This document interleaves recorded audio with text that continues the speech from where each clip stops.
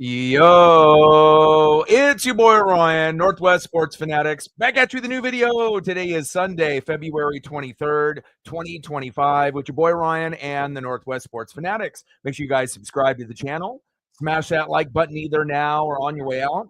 Donate to your boy if you can, Cash App $ ORION NWSF, or the YouTube Super Chat right here. We got NASCAR Cup Series action. Ambetter Health 400 at Atlanta Motor Speedway. We're going to get up and running here in just a few minutes as we get the drivers getting into the cars and all of the opening ceremonies. So let's cue up the music, take a look at the thumb, and let's get settled in for some racing here on Sunday. Let's get it.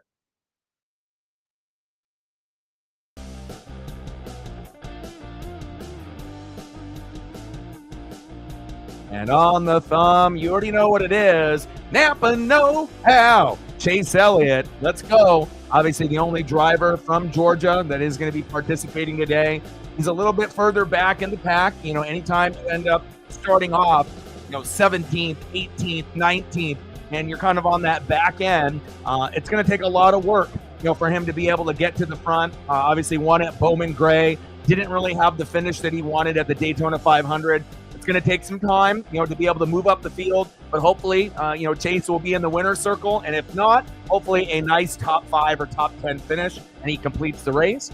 Hope everyone is having a fantastic Sunday. Cole in the building, what's good? Hey, leave a like. Let's try to get 20 in the first hour so that way we can hit the algorithm. We've been able to hit the algorithm in the first 2 weeks with Bowman Gray, as well as the Daytona 500. And again, at any given moment, you can get that boost in that algorithm. So if you haven't smashed that like button yet, please do. Definitely excited about this race. And again, anyone that really knows me, football is great. I love the NFL. I love college football, right? But when we get to a point where the season ends, NASCAR is at the top of the list, obviously with, the Seattle Mariners and MLB baseball, spring training just underway, right? But again, WWE has been killing it. They've been doing their thing, but I love the NASCAR Cup Series. But not only that, I found myself being very interested this year in the Truck Series and the Xfinity Series, and I'm probably the only one in this room that probably watched the trucks all the way through, the Xfinity all the way through, but that's how much I love racing. And again, I try to keep up with everything that's going down on every level of the racing that we have in the Craftsman Truck Series, the Xfinity Series, as well as here in the NASCAR Cup Series. Ambetter Health 400, let's go, baby. I'm ready. Sarah in the building, what's good? How are you? You know it, baby. Happen no how. Let's go, Chase. And I mean, I don't really expect, I'm being real, I don't expect Chase to win this race. It would be shocking for him to win this race. Now, he did win this race a couple years ago in 2022, but typically, if you're going to end up winning, maybe being on the pole or starting off in the, maybe the top 5, but obviously being a little bit further back in the field, closer to 20th rather than first, there's a little bit of a difference. And Chase hasn't been the greatest, at this hometown track. Besides winning it a couple years ago, there's been some finishes that have been a little, underwhelming, so to speak. But I'm hoping that he can find his way up the field, avoid any of the big wrecks. And again, we're going to get 260 green flag laps underway here shortly. And we shouldn't have an 8-hour plus stream like we did at Daytona with any rain delays. There shouldn't be really any rain here today.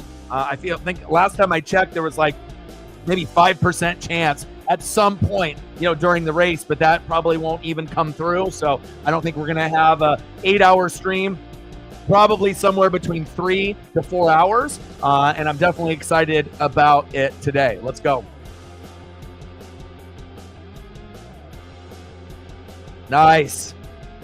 At least I have someone that's ready to be able to watch. And again, to watch, obviously, a grown man in Kyle Busch race among boys, with a lot of those guys, racing the track. But there's a lot of, underlining things to be able to kind of keep up on.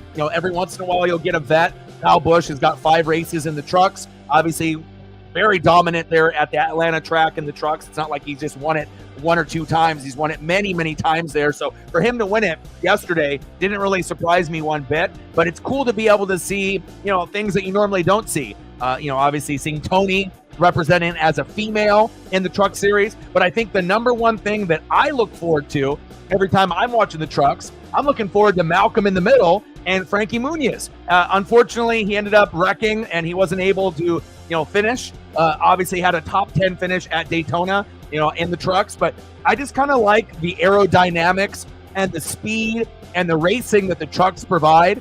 I definitely feel that the NASCAR Cup Series is the best, but I actually like the trucks better than the Xfinity Series. I just like the way that the tracks and the cars, are set up for the NASCAR Cup.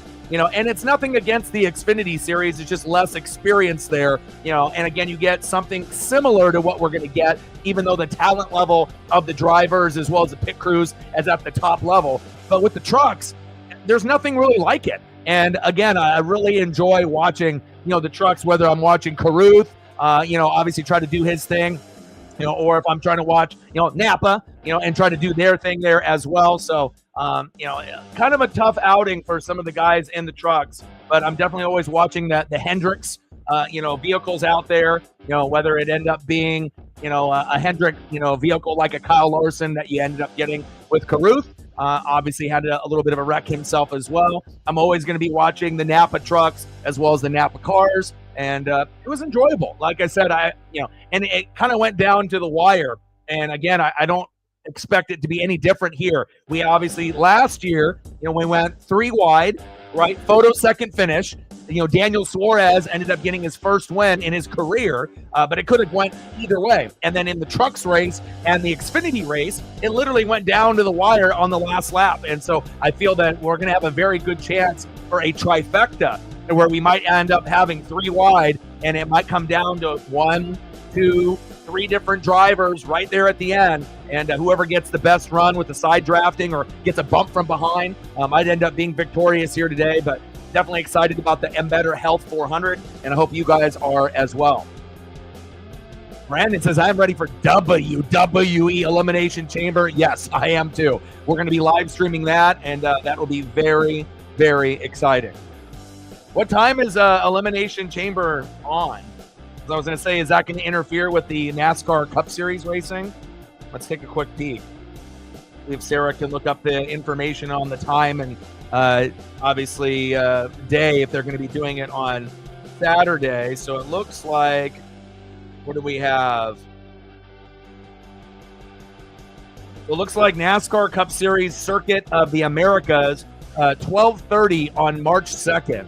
So what are we looking at for WWE Elimination Chamber? What time is it at? Am I going to be able to do both, or are they going to overlap? Hopefully, Elimination Chamber will be on later. I'm hoping it'll be on at like 5 o'clock Pacific, either on that Saturday, so I have a chance to do both, or if they end up having Elimination Chamber on Sunday. But it seems like what Brandon said, it might be on Saturday, so we'll see how it goes. But I hate having to pick and choose, because obviously I love WWE and I love the NASCAR Cup Series, but hopefully I'll be able to do both. Yeah, 19th, right. That's true. And again, even if you can end up getting points, getting a top 5 finish, a top 10 finish. But again, going back from when he won, if you end up starting on the pole, or you start off, in the first couple rows, knowing your car is that good, you have a much better chance. Like, how many times have we seen guys hit the pole or end up being in the front, within the first 5 or 6 positions, and they end up winning the race because their car has been very, very good, not only through the qualifying process, but obviously every practice run that they had leading up to the race. So, we'll see how it goes. And again, this isn't a track that, Chase is unfamiliar with. Obviously, he's the only one from Georgia that's racing here today. You got Billy F. Gibbons, ZZ Top, the Grand Marshal, and I'm ready to go, baby. Let's go.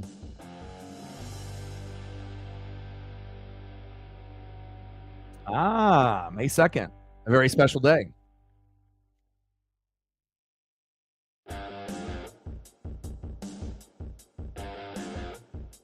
Enfinger. I've been seeing them mob around there as well. Nice. I was about to say, who is your favorite driver?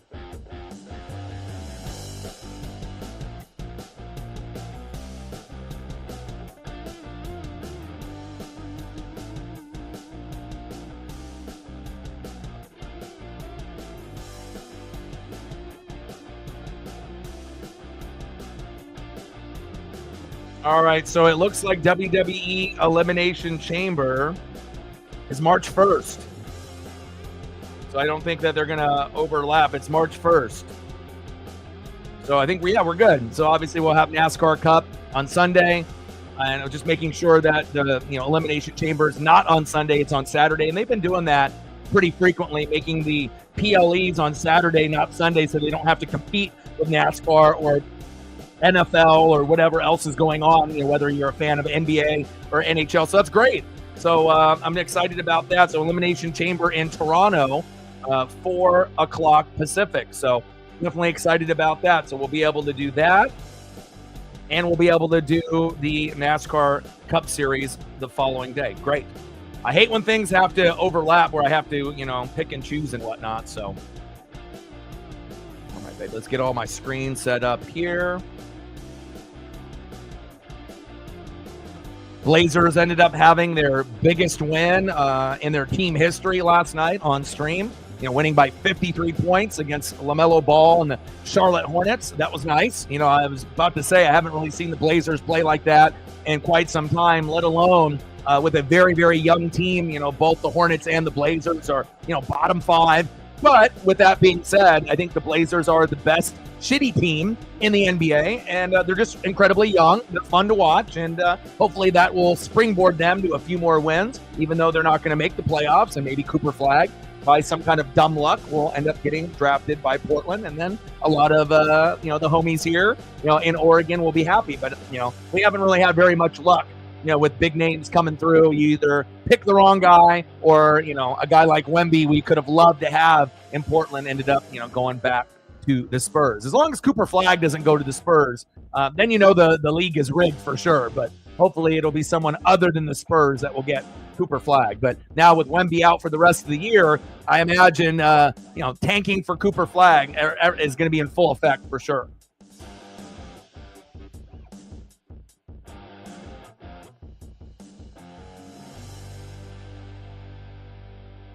All right, baby. Atlanta Motor Speedway.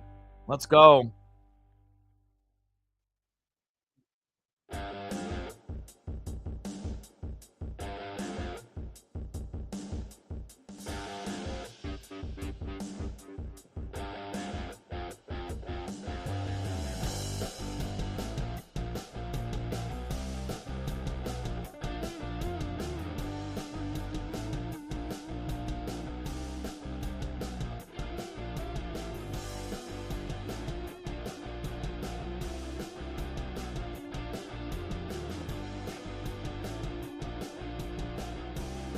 Oh, baby, I'm ready. Let's go.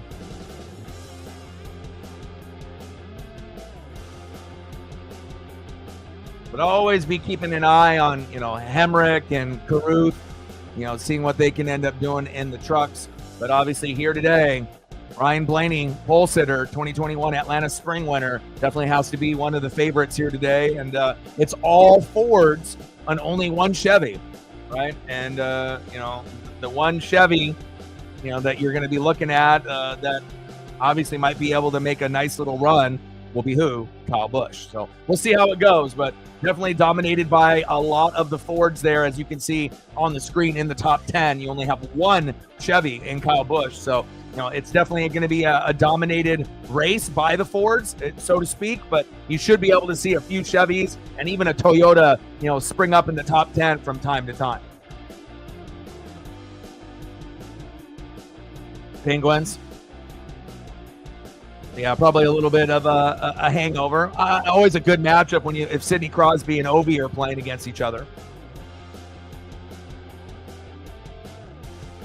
Yeah, saw the Kraken win. Obviously, great to see Kako, and especially winning, at Florida. I don't think a lot of people anticipated the Kraken not only, competing, but winning on the road. So hopefully that'll be a springboard win for them as well. Really, almost all my teams ended up winning, or all the people that I was rooting for yesterday won, except for the Seattle Mariners for me. But, hopefully they'll be able to get back on it here today.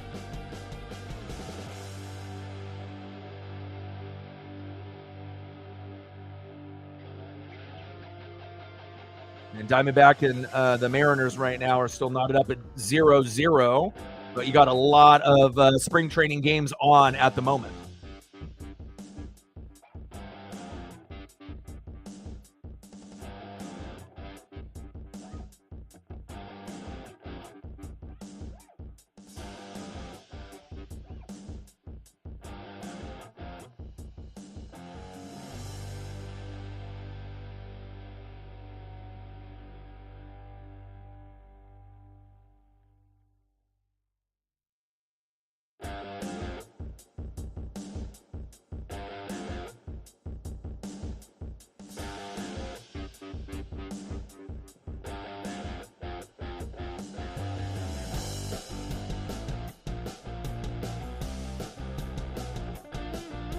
I gotta turn on the Mariners webcast here real quick. Give me a sec.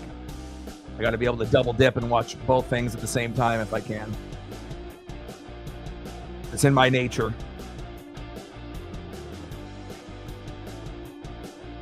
All right, where are you at?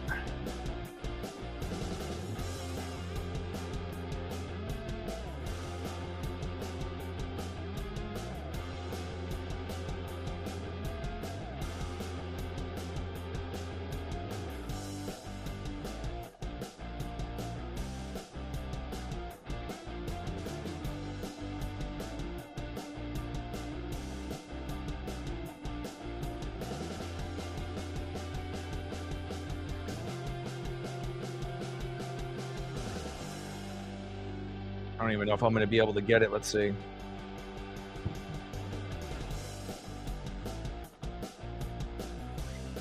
I got to focus on NASCAR. We'll get back to that.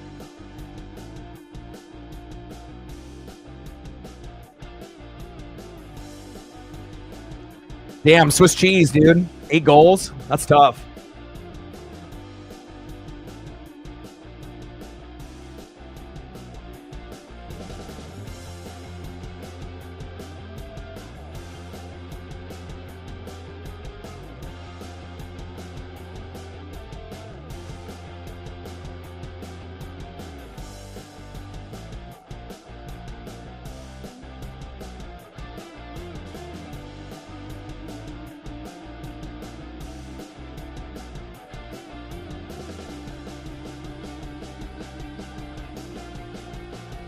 Come, Larry. Love me some Larry McReynolds. Like, sub, donate, comment, share. If you haven't smashed that like button yet, please do. As soon as we can get to 20, we can hit that algorithm. We need 4 more to be able to get to 10, 14 more to be able to get to 20. Let's go, baby. Had a huge tree fall in the backyard yesterday. Didn't even notice it until this morning, but I got a couple of real big trees, and one of the arms off a big tree just snapped off based off the heavy rain that we had, but luckily it didn't damage the fence or any of the other things that we have here in the backyard. But it's not going to be like an easy cleanup. You're definitely going to have to bust out the saws and kind of cut this thing down. It's a pretty massive and not ideal, obviously, having to deal with that. We'll have to might deal with that a little bit later and whatnot, but definitely the rains have been coming down pretty hard here in Oregon.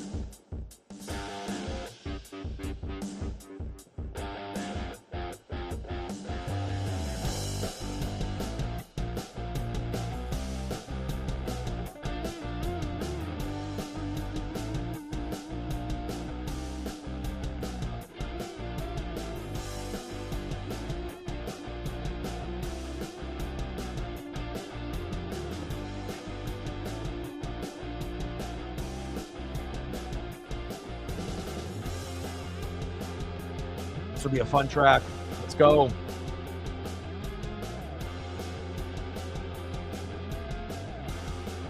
And great to be able to see, NASCAR.com being elite.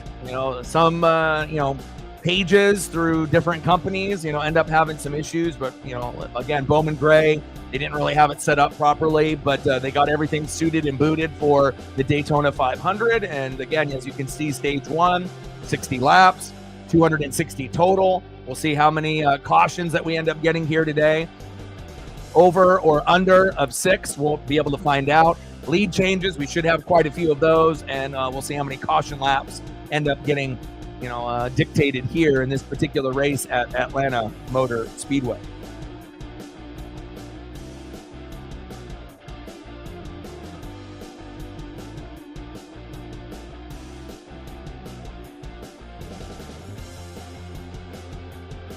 I'm going to go grab my drink here real quick. Give me 1 sec.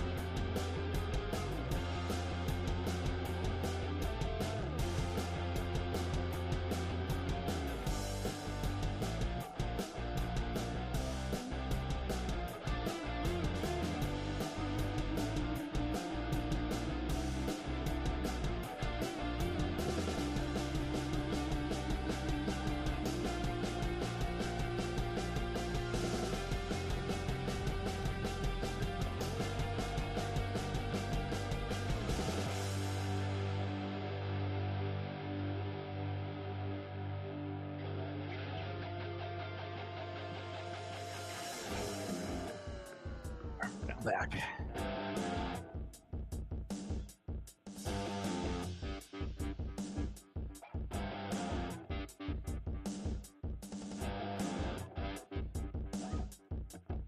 How many cars will have 4 fenders? Yeah, I mean, I expect a couple pretty big wrecks here today. And hopefully we'll get a few more people to come through. You know, obviously a little bit early of a start being at, noon Pacific, but again, as soon as the race is over, I'm already looking forward to watching the trucks, on Friday or Saturday, depending on when they have that race. I kind of like it when they, do a race on Friday, a race on Saturday, and a race on Sunday. And obviously they did the trucks and the Xfinity series yesterday, one right after the other, which was kind of cool as well. But it kind of just depends on your schedule and what you have available. But I definitely tried to soak in as much racing as I can. And here we go, baby. Boogity, boogity, boogity. Let's go racing, boys.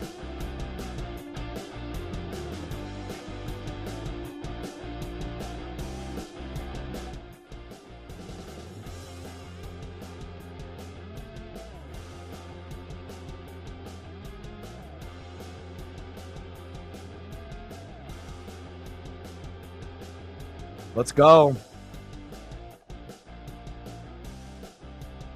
See what kind of momentum we can get here early on. And again, all Fords. Only one Chevy there in the mix in the top 10. So we'll see how that ends up changing as the race, progresses here. 3 laps in already here out of 260.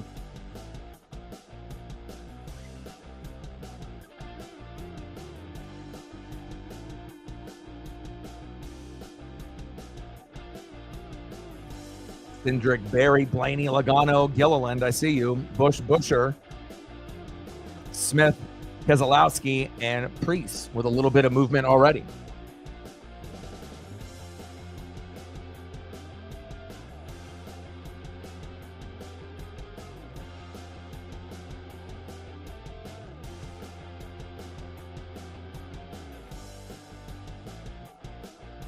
Two career wins for Austin Cindric.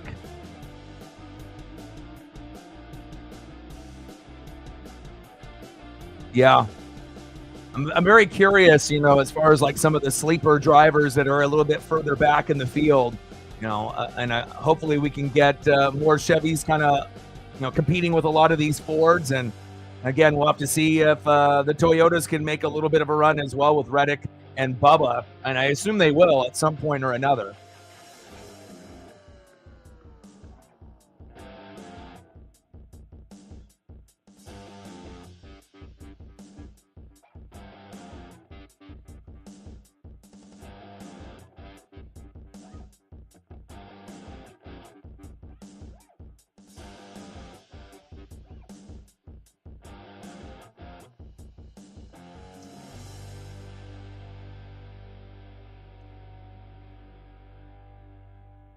Pretty clean racing here so far. 6 laps in.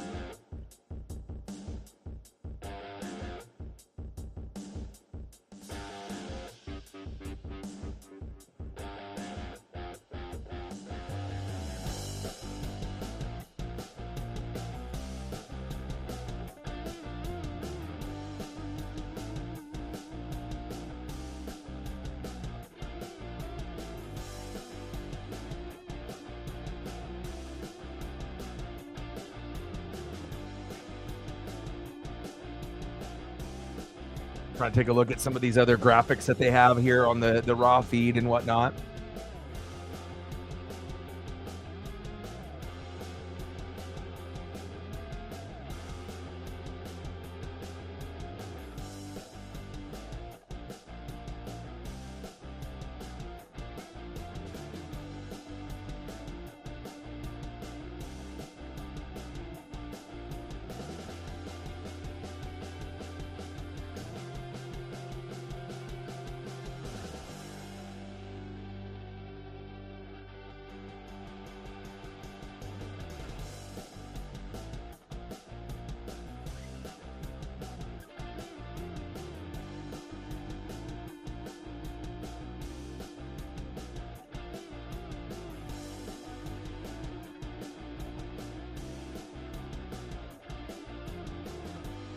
Cindric, Barry, Blaney, Logano, Gilliland in your top 5. Busch, Keselowski, Buescher, Wallace, Reddick in your top 10.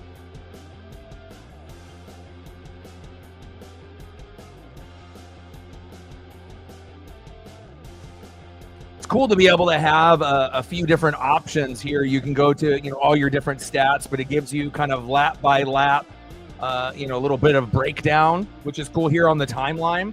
Obviously, going to the raw feed gives you more stats as well, and obviously, I'm a nerd with the stats. So as many things of stats that I can get, I'm going to be here for it as well. So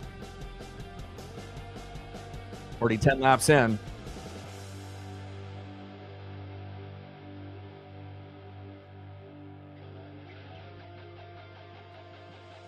Megan in the building. What's good?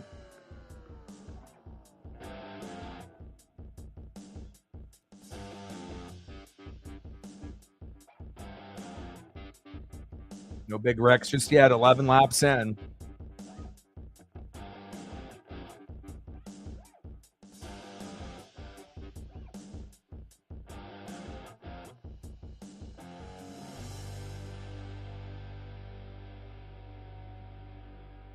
Cindric, Barry, Blaney, Logano, Gilliland in your top 5. Busch, Keselowski, Buescher, Wallace, Reddick in your top 10. So you're starting to see some of the Toyotas move up into the field. Obviously still pretty dominated by the Fords there. And then you should be able to get the next wave of Chevys slowly but surely moving themselves closer to Busch, who is still in 6th.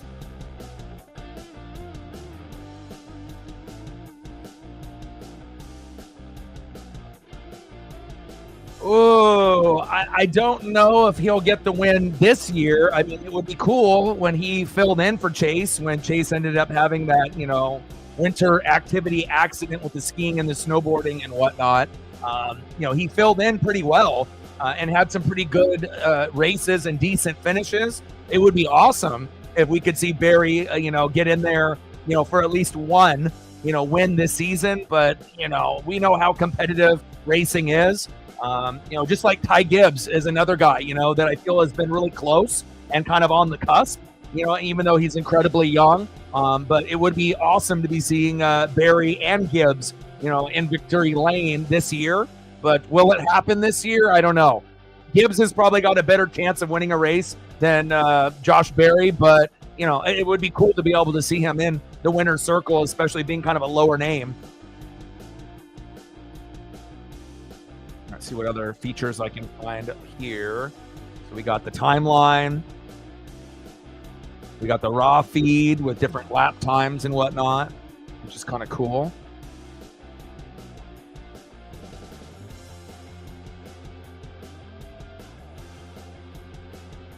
And it looks like they haven't really updated this portion. So I might have to go to the timeline here so that way we can at least keep up with the leaders.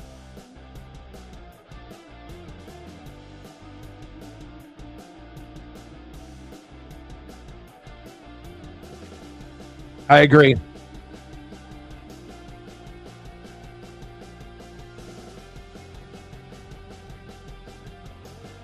But the main stats, obviously, you want to be able to see the leaderboard, in the top 8, 9, 10 positions. You want to be able to make sure that they got the laps, the time of laps, the caution, the lead changes, the caution laps, and everything at the top of the screen will be matching what we see on TV, and then as well as the leaderboard. So we were able to use the qualifying page, and they were being able to update some of the positions and movement there. But for whatever reason, that particular page that we used last week isn't updating as quickly as this one here. So I think we're going to leave it here. And again, it'll give you an update, based on the laps. And I think I kind of like this page even better than last week's, because last week's will look like this.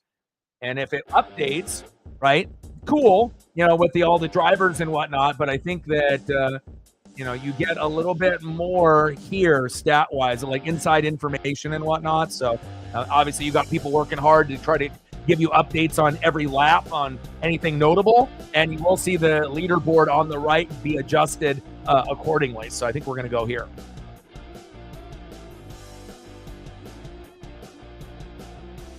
Cindric.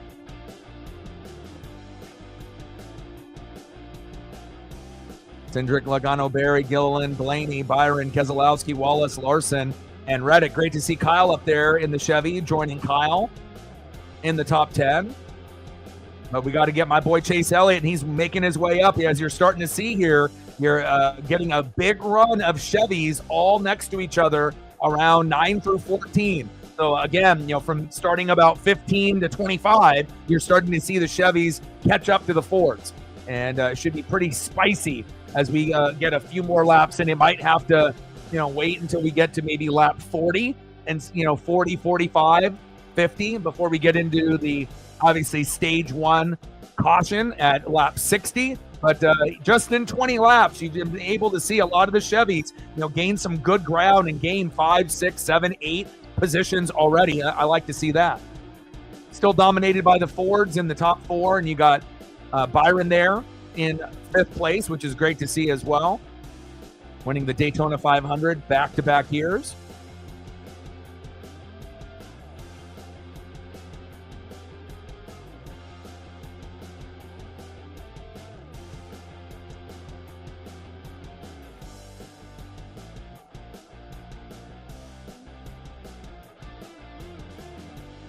Cindric. Ooh, Gilliland. Anytime you end up seeing, even if it's just, for a couple laps here and there, it's nice to be able to see kind of like the underdogs and, the lower name, mid-level to lower level drivers, get a little bit of shine. Again, it's not going to be the same as, winning a race, of course, but again, when you get guys like Todd Gilliland, does anyone actually think that someone like that would ever win a race? Not really, unless they got incredibly lucky in the right place at the right time. I mean, there's just so many other skilled drivers that have, better crew chiefs, better, spotters, better pit crews, but every once in a while, you'll get a surprise like we did in last year's race when it went down to a photo finish, 3 wide. And then you had Daniel Suarez, kind of one of the lower name, individuals. Took him 6-7 years before he ended up winning his first race. And it was here last year where he was able to do that. So you never know what might end up happening in Atlanta Motor Speedway. But the number one thing I think we can all be happy about,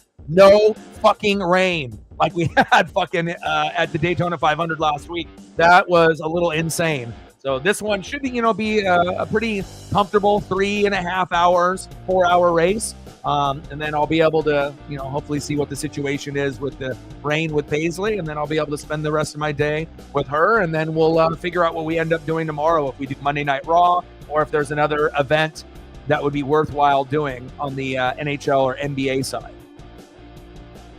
25 laps in. No cautions yet, and I like that. But you can kind of feel like a caution is brewing.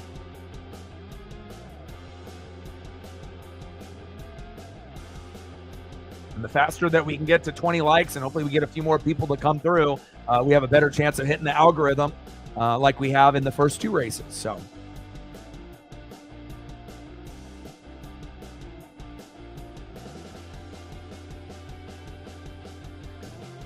Ten of the first 11 on the grid. Ford. I don't think I've ever used this timeline tab on NASCAR.com as well. I kind of like it. You got people that have to type quickly and keep up, with everything that's going on with the laps and whatnot. But it's kind of cool. You get to see the driver battles, race progress, lead battle, and then you still get the leaderboard adjusted, with the times and how far they are behind. And I like it too because not only does it have the position of the driver here to the right of me, right? You actually get to see the number and the manufacturer of the car, just all in the same graphic. And sometimes you don't get a chance to see that, depending on commercials and how they lay it out and whatnot. So I like the way that NASCAR.com has really been kind of stepping their game up. Cindric, Logano, Barry, Gilliland, and Bubba Wallace in that Toyota there in the top 5.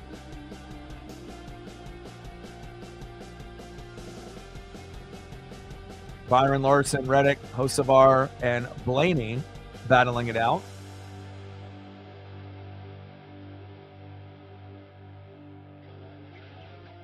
Barry, I mean, but if you can drive, again, if you can drive and you got the right setup, the right team, a good car, you can be super young, and end up overachieving, but you can end up being a little bit older, and still get the job done. I mean, we've seen Mark Martin, dominate NASCAR, and he might not have been, the best driver every single week, but, when he was, in his prime, he could definitely give the business to guys that were quote unquote better than him, the Jeffs and the Jimmies, and it was nice to be able to see kind of like those OG drivers that, go from starting in their late teens, early 20s, go into their 30s and their 40s. And, hell, if you're good enough and they're going to sponsor you, you might still be able to race even when you get close to 50 and still get the job done. But, Mark Martin is kind of a one-on-one. You're not going to really see too many OG Mark Martins nowadays. That's for sure.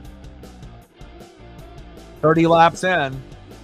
Pretty clean racing so far. We've had 3 lead changes, no cautions, no wrecks, no debris on the field, a little bit smoother beginning of a race than we had maybe with the Xfinity Truck Series, with the Craftsman Series, as well as the Xfinity Series. But I'm not complaining. No rain. Eventually, you're going to get your big wrecks. And just want to be able to see these Toyotas and Chevys catch up to the Fords, so that way we can end up having a competitive race here. Yeah, true. Appreciate you, David. Hey, I appreciate that. Stacks on stacks, racks on racks. Little Cactus Jack, bang, bang. What do you want to do for your dono photo? You want to do Embiid and the Sixers? You want to do Eagles? You let me know what you want, and I got you. We're at 2:98 to go, and hopefully we'll get some of the OGs to come through and hang out with your boy. I mean, really, there's not a whole lot else going on right now unless you're watching spring training baseball or the NHL. But, I mean, I love this. I mean, I found myself watching Tubi and watching, the NASCAR channel on there that's free. It shows, replays of the races from a few days before. And it also shows, some of the old school races, from the 90s and the 2000s. So I can actually watch, like Dale Earnhardt. I can watch Jimmy. I can watch Jeff. I can watch Dale Jr. I can end up watching guys that are underrated but got the notoriety, like Matt Kenseth. So it's cool to be able to see the old school presentations on Fox. And I feel like the layout back then was a little bit better than it is now. And also, too, the way that they present the trucks and the Xfinity series on CW. CW does the graphics at the bottom of the screen. And I kind of like it. It gives you a different feel than just having it look exactly like, the NASCAR Cup Series. So I like the way that they're kind of, changing it up based off the network that it's on. But, I was kind of skeptical about CW getting the Xfinity races, but I like it. Like I said, even though, I probably prefer watching trucks over Xfinity, I end up watching pretty much all of them now. So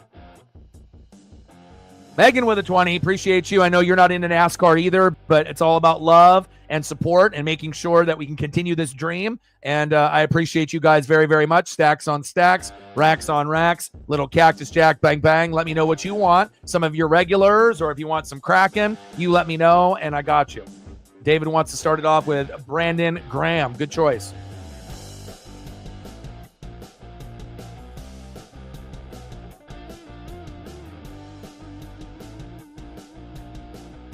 Yeah, this is going by really quick compared to the 8 hours that we had to, settle in for last week, for sure.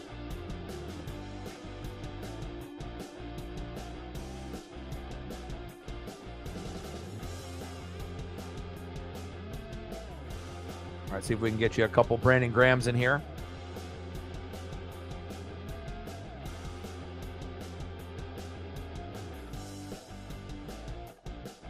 There's a stud.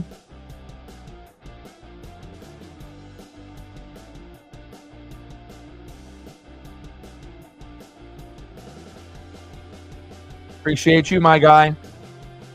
Fly, Eagles, fly. And hopefully you guys will be able to get back there again.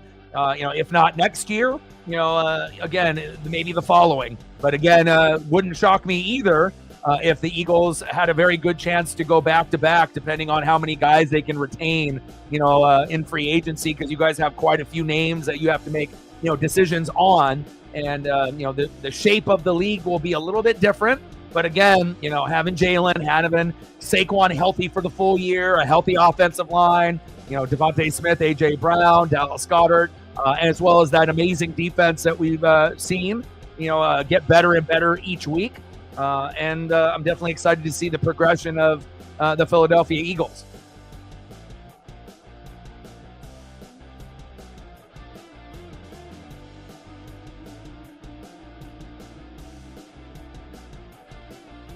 Yeah, I mean, like I said, my back was hurting quite a bit. But again, I got a little bit of a walk, in between when I just left the stream going because I didn't know if we were going to go green flag racing, and then I missed 10 caution laps, and then after that, everything was good. So, I mean, I'm not really used to doing streams that long because I want to make sure I'm not ignoring Paisley, and we have kind of a routine where we, exercise, and we have kind of the same routine each day for how far we go, and but it's not going to be the last time that we end up doing a 6, 7, 8 hour stream. It's it's just one of those things. But to see the graph there at the board so filled in green already, I mean, we are flying by. We might actually get through the whole stage 1 with no cautions or no wrecks, the way that they're going here so far.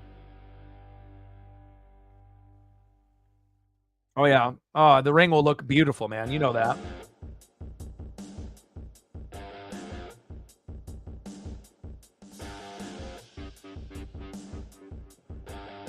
Named a couple subs. That's always good.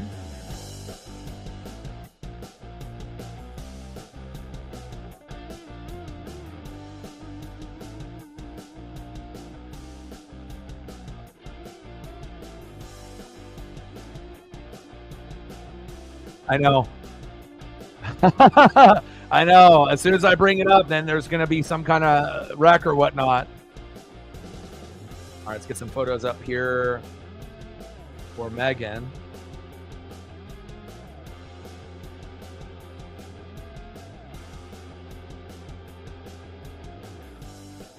Started off with some Kraken, and then we'll go into some of your others. We got to make sure we celebrate that big win against the Florida Panthers. It's not very often that we're going to be able to be victorious on the road like that based on how our team sits. So we'll do a little Brandon Montour, a little Capo Caco, and then I'll get some of your regulars in there as well.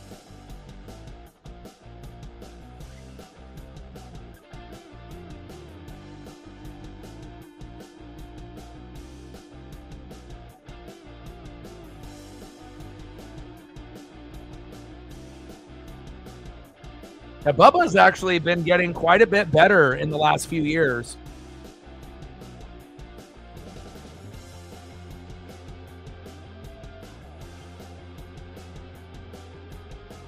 Little Capo Caco, Brandon Montour, and let me get these other ones loaded here. We're almost at the stage 1, and then I'll have more time to be able to get some more of your photos here. So I got everything loading as we speak.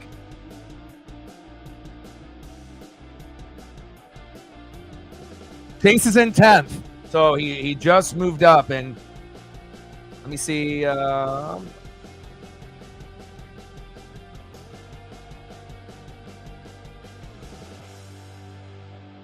right, let's see if we can go here.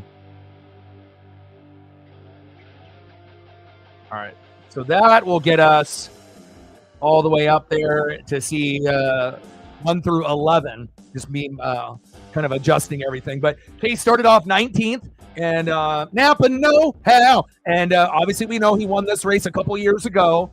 But again, a little bit different of a scenario when you end up being on the pole, or if you're in one of the first few lines to start off the race, based off position. If you're starting the race, in the top 4, and your car's been great and qualifying in the practice laps, yeah, you might end up winning it. But not to say that Chase starting at 19th can't, but again, nice to see him move up 9 spots, within these first 45 to 48 laps. And he is in the top 10, as we can see that there.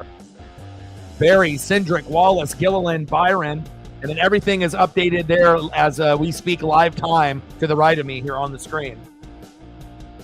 Logano, Reddick, Hocevar, Blaney, Bush, I see you.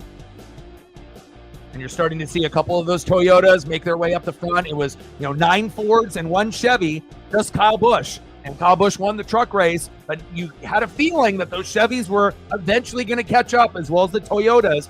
Reddick and Bubba are solid, for Toyota. They're not like, shitty drivers whatsoever. They may not have the same type of support and fan base as a lot of the Ford and Chevy drivers. But again, you can't really take them for granted. At any given moment, if Bubba or Reddick would win a race, and Reddick is a little bit better than Bubba, but again, Bubba has been, pretty consistent. He's been getting much better, over the last few years, whether it be the Jordan influence, and just getting more information, being more comfortable, as a driver. But again, you've definitely seen Bubba kind of take his skill set to another level the last couple years. Obviously still not, one of the top 5 overall drivers or anything like that, but he definitely, starting from being like maybe a top 20, 25 driver. And then now, Bubba, has been able to have quite a few top 5, top 10 finishes, as is Tyler Reddick as well. So we're going to see, if these guys can keep their positions here with about 9 to go. All right, no worries. You let me know when you're back, and then we'll get some more photos for you.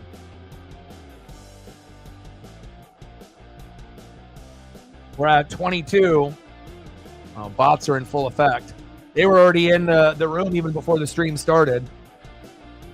But pretty clean racing here so far. I don't think we're going to have a caution. I think we're going to go clean through this whole stage 1. And just seeing that green light up on that graph above me, and after we only seen like a sliver, as we had an 8-hour stream at Daytona with the rain delays and whatnot, it's kind of a nice thing to see.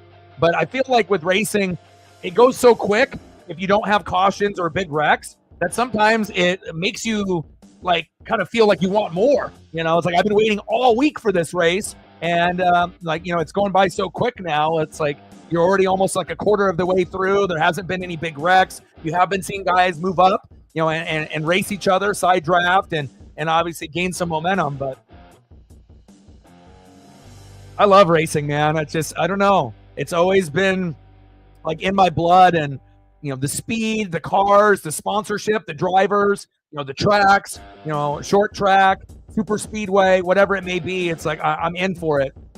And again, after the NFL and the college football season ended, I need things like this in my life to get me excited, to look forward to. We don't have Monday Night Football Thursday night, Sunday night. There's no, college football going on Saturdays. So it's kind of nice that I can replace, all those things that I got from football with racing, with the Craftsman's Truck Series, Xfinity, and the NASCAR Cup. So, all right, we got 6 laps to go here. Barry, Cindric, Byron, Wallace. Let's go. Look at Chase. Top 5, baby. Napa, no how. Started at 19th. He's like, I'm the only one from Georgia here. Let's go, baby. Let's go, Chase. Hell yeah.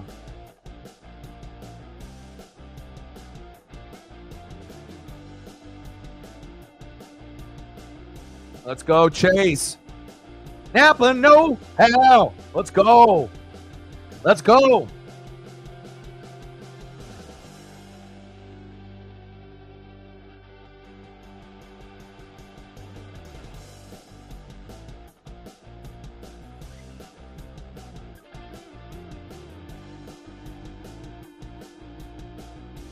Come on, Chase.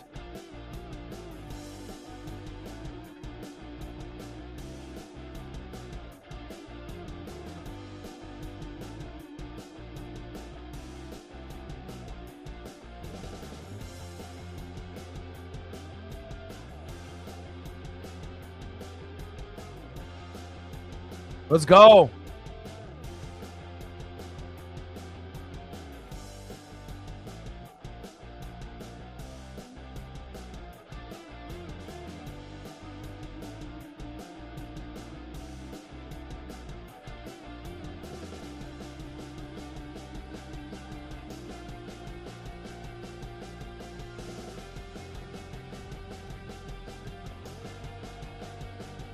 Great, man. Chasing the top 5 already. I mean, I figured that he would be able to get into the top 5, top 10, maybe after stage 1, but to be able to, not have any big wrecks and to be able to work up his way from 19th to 5th with only 57 laps. That's fucking incredible.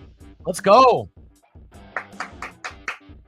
Napa know-how. And obviously every thumbnail that I do for NASCAR Cup Series is going to have Chase on it. Obviously being my favorite. Love his dad, Bill. Obviously started loving NASCAR because of Dale Earnhardt. Always loved the father-son combos of Dale and Dale Jr., Bill and Chase. And, it's all Chase Elliott all day, every day, baby. Let's go. Barry, Cindric, Byron, Wallace, and Elliott. Let's go, Chase, in your top 5. Blaney, Reddick, Gilliland, Busch, and Ricky Spinhouse Jr. in 10th. Me as well. Napa know-how. Let's go.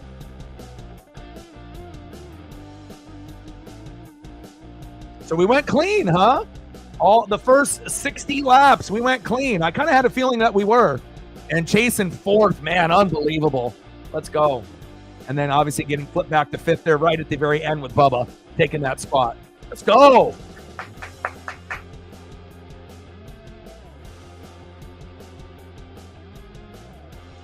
Yeah, I was going to say, I have a pretty good memory, but I'm not going to remember, Busch races from 2005. You got to understand, if you look at my library on this channel and look to see how many events that I'm doing and how much reading and film study that I do, once in a while, depending on if I remember, but again, the amount of races, wrestling matches, baseball, basketball, football, hockey games that I've watched, since 3, 4, 5 years old until now, I got a pretty good memory with stats and analytics. But yeah, I'm not going to remember every single race, let alone, a Busch race from old school back in the day. But, what is cool is I end up, I have a Dale Jr. Busch series starting lineup before he ended up going into the, Budweiser 8.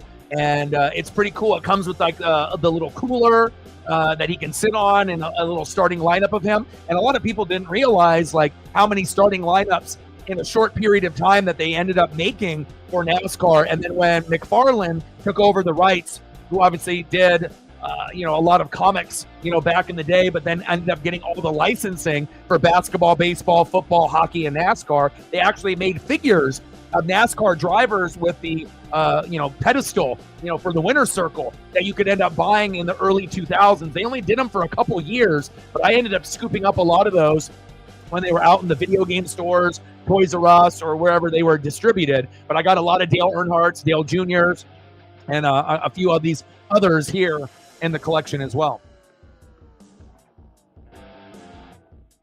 No, I do not think we will ever get a good NBA ever again.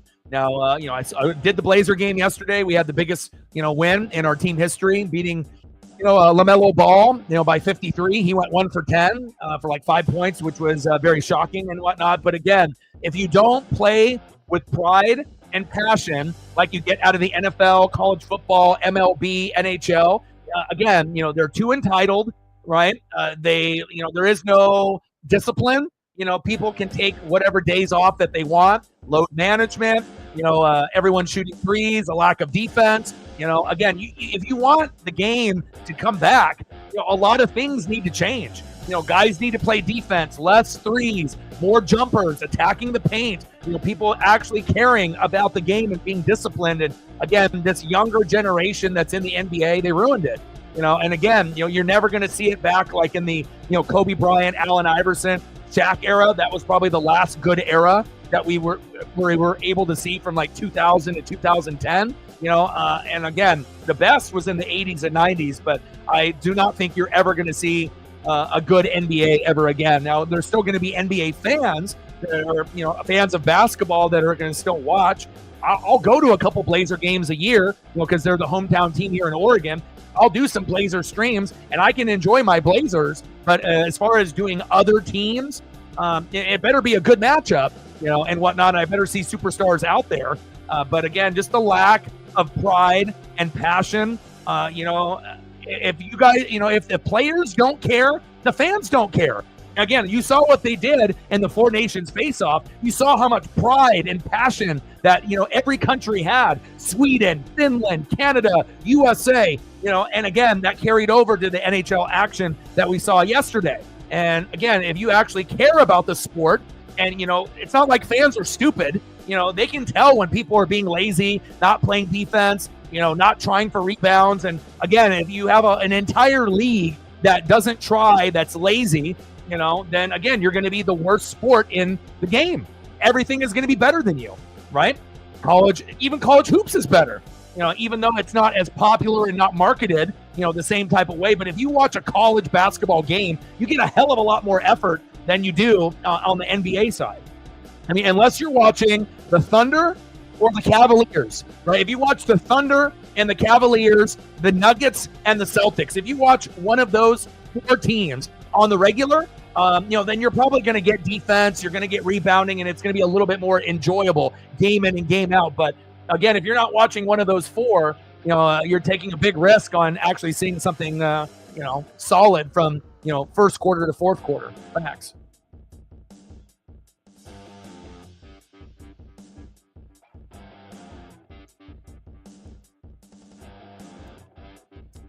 Allison family, Davey, Bobby, old school. Sydney in the building. What's good? Joey Logano, he definitely will have a shot. Winning the championship last year. And again, Joey is one of those guys, he's already cemented himself, in this generation of being kind of the Jeff Gordon of this generation. And I would not be shocked if Joey wins a couple more championships. I'm not sure if he'll be able to get to the point where you're with Richard Petty and, Dale Earnhardt, the Intimidator, or Jimmy Johnson and getting to that 7 number. But I definitely think that Joey is capable of getting a couple more.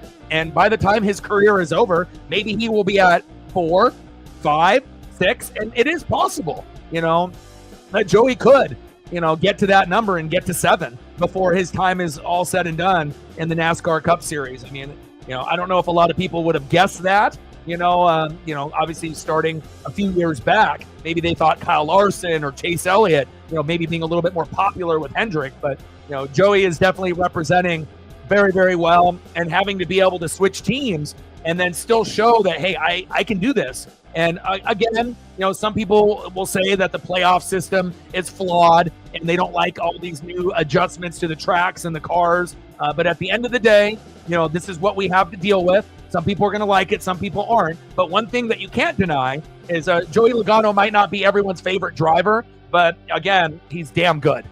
He's like one of those guys at any given moment, that can win a race. And obviously we know with Kyle Busch, he was one of those guys that, maybe wasn't really liked by a lot, but you respected his skills, obviously on the track. And, obviously Kyle has had a kind of a rough, couple years, didn't win last year, won obviously yesterday in the trucks, but winning on NASCAR Cup Series in trucks is completely different. So.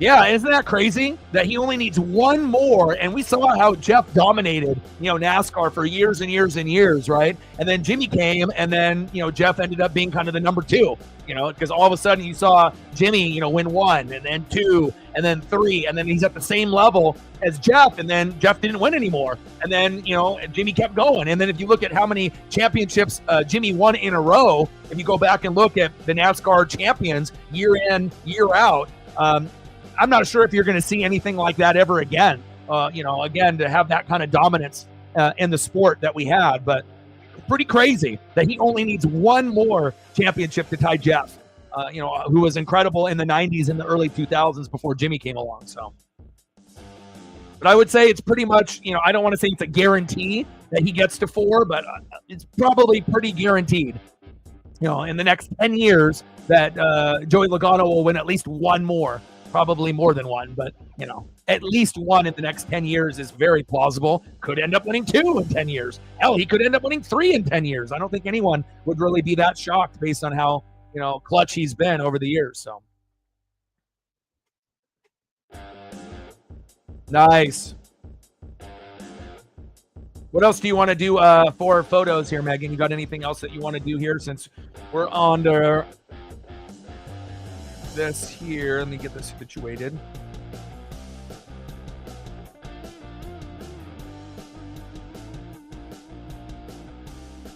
Yeah, that'll be very cool.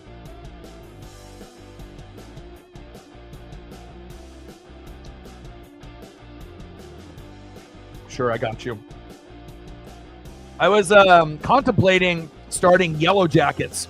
I know some of y'all might have started that series, and I know they're on like season 3 and whatnot, and I kind of know the gist of the story and whatnot, and it's got quite a few notable female actresses in that show, but it has me a little curious. Like I might actually dive into that at some point, so let's get a few of the usuals up here for Megan and her support.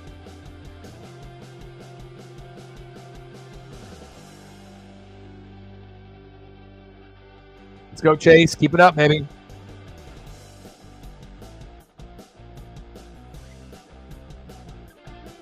Sprinkling a little bit of everything here. A little F1 for you as well.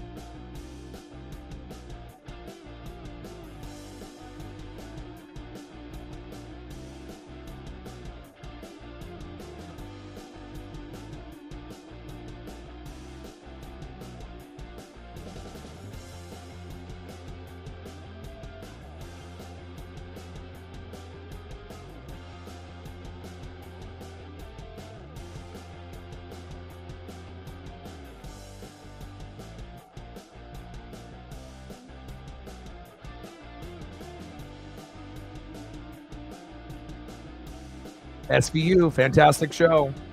Every single week. Must see TV.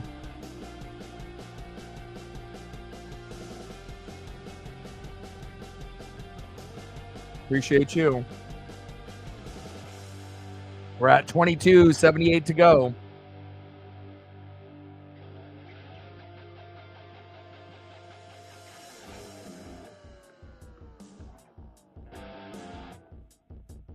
Seriously, right? And that's my whole thing. Go back and look at the winners year in year out. From the 90s until now. Or even 2000 until now, like the last 25 years, and to have someone win one cup title is hard as hell. And I kind of feel bad for Kyle Larson. Last year, it's like, how do you end up winning? Like 8, 9, 10 races. Like if you end up winning 10 races or even over 5, right? And then you're not really in the mix at the end. It kind of makes you feel like the system is flawed. Like how is a guy going to win like a quarter of the races of the season and doesn't really have a chance at the end to win the championship? Again, it seems a little flawed, when you can have a driver be so dominant, but it's obviously just like in the NFL, MLB, NBA playoffs. It's not necessarily what you did in the regular, but it's who's hot and healthy at the end. And, I kind of feel for certain drivers and certain teams where if you dominate, where you end up winning 5, 6, 7, 8, 9, 10 races and everyone else in the field is winning 3 or less, and then you're not even in the mix at the end, that kind of bothered me last season. I'm not a Kyle Larson fan per se. I'm a Chase Elliott guy. But, to win that many races and not to be in the mix at the end, and obviously, we know how the structure works, based off the playoffs. When you get into the playoffs, they have to eliminate, drivers. And, some drivers are great on certain tracks and others are terrible at certain tracks. Some are good at super speedway. Some are good at off-road. When you end up doing like, 40 races, throughout a year, and you get a guy that wins like 10 out of 40 and then is not in the mix at the end, it just seems a little off. But, it is what it is. But you got to give Joey Logano a lot of credit. He has really established himself as the modern day Jeff Gordon, which is kind of a crazy thing to say, and a lot of casuals don't even recognize that he's got 3 championships already. But again, a lot of them have happened within the last couple years. So if you're keeping up with NASCAR, but if you're not, then it may be a little bit of a shock. Logano, Cindric, Barry, Reddick, and Byron. Ooh, Byron, Daytona 500 winner, sitting up there. Where's Chase Elliott dropping down to 7th? Come on, Chase. Let's go. Yeah, I might have to dip into that as well. David in the building. What's good? Raiders. How are you, brother?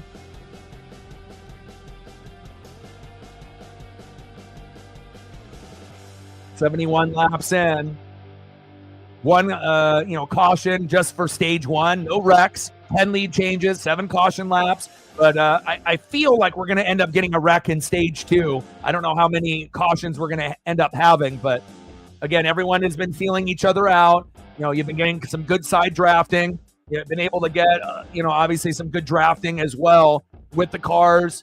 They're battling, but nothing really dirty, or super aggressive yet. No major mistakes with the, drivers or the cars at this point as well. But at some point, something's got to give, and you're going to have a driver blow a tire or make an aggressive move, or, something will happen. And then we'll see how the field shakes out. And hopefully when that does happen, Chase, is not in that wreck. Logano, Berry, Cindric, Reddick, Byron, Bowman, Elliott, Napa, know-how in 7th, Wallace, Blaney, and Gilliland. So you got the 3 bros all in 7th, 8th, and 9th, Elliott, Bubba, and Blaney. Who would have thought that those 3 would all be best friends?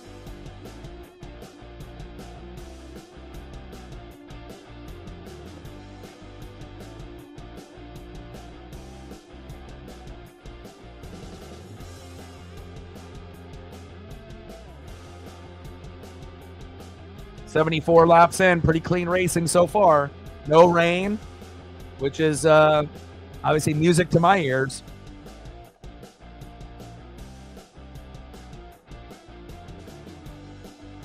And I haven't decided yet if I'm going to get that HBO add-on so I can see like the in-car camera like we're seeing here with Chase Briscoe and whatnot.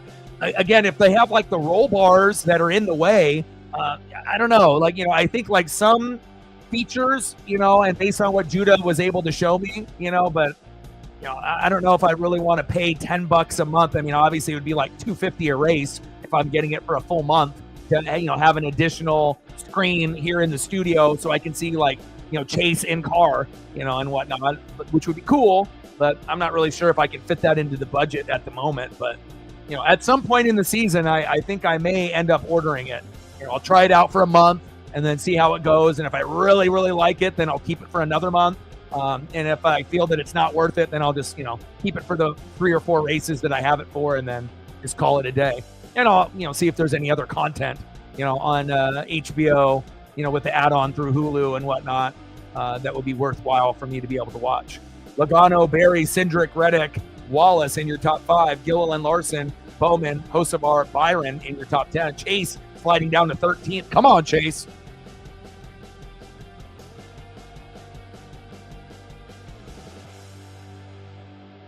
What do you mean? What happened to all the Dodgers? What do you mean?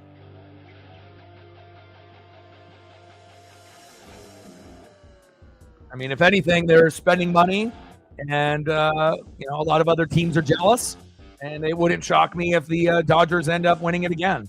They're going to win quite a few in the Ohtani, Mookie, Freddie Freeman era. The only thing that other fans can hope for is if they end up having injuries with some of the pitching staff and some of the superstars, where you might end up getting Padres, Braves, Phillies, or someone that gets hot, Diamondbacks, and then they can squeak by. But if the Dodgers don't end up having injuries, it's going to be pretty tough to beat them, regardless if you're in the National League or the American League. They are stacked.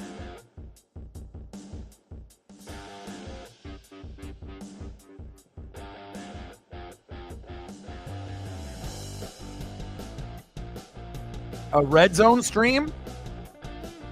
I mean, I could always do a red zone stream, but I can't show the game, on YouTube though. I'm not sure if that would really make any sense. Like I can watch it and, we can end up, going over the touchdowns, together, or, fantasy football stuff. But, I'm not really, I don't know. I don't really know how that would work. Because again, they're just bouncing around from game to game and whatnot. I mean, I do watch Red Zone, while I watch my game or multiple games. So I am a fan of Red Zone and I do watch it, but I'm just not sure how it would work as far as a stream doing Red Zone. Now, if I was able to do Red Zone and I had an agreement with the NFL and they would allow me to react and kind of call, the Red Zone plays on the screen, while it was happening, then that would be worth it. But I'm not going to be able to show you, behind me or to the right of me, the actual, red zone footage. So if I can't do the footage, I don't really know how that would work. You know what I mean? But that could be something that we could do at some point or another. But I'm not sure if I would choose red zone over an actual game. An actual game where I can, go through everything. But we'll see. I'm not sure if that's something that fans would want, besides yourself. But I'm always willing to, try, different options and things and whatnot. But it would be a lot more enjoyable for me if I was able to see the action on screen and then react to it, with it. But, obviously you can't use any footage, otherwise you could get the copyright, and get some blocking done on your channel or suspended. So don't want that. Well, we got a caution. The 10, Seabest, did he blow a tire?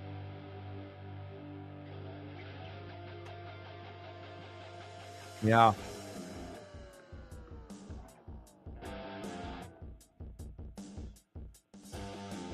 Yes. I see that. See if we can get a replay.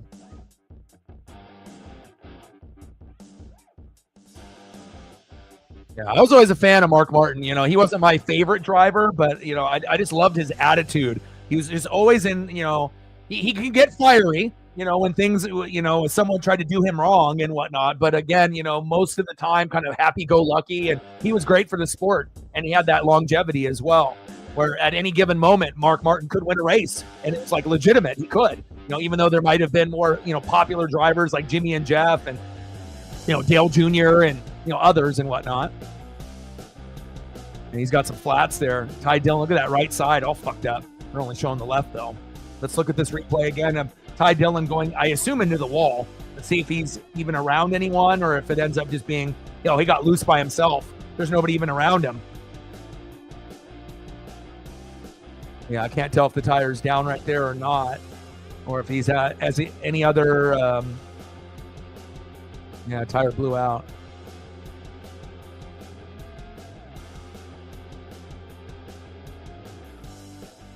Yeah, fender blew off too.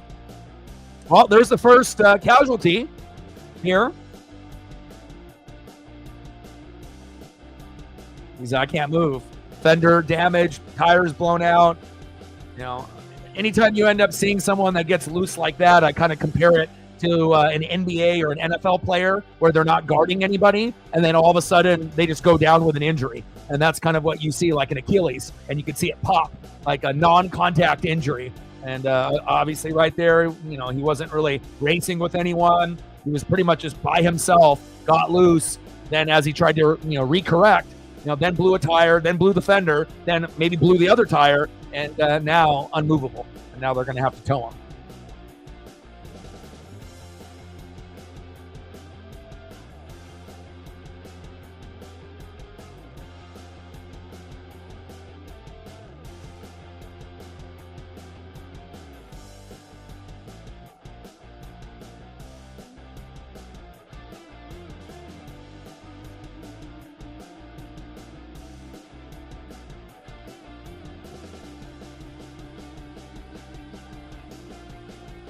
I just found over here in my stack, starting lineup 1999 winner's circle, and it comes with a NASCAR card of the car and Dale Jr. Obviously rocking the Coca-Cola.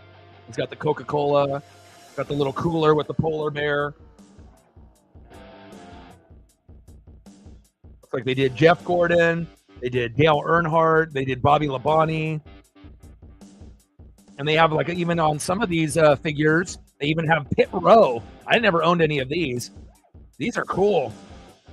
1/64th scale pit stop diorama. Man, the Dale Earnhardt one is incredible. And it's got the car and then the little, like, mini pit area with, obviously, tires and the pit crew. That's cool. But I love vintage stuff.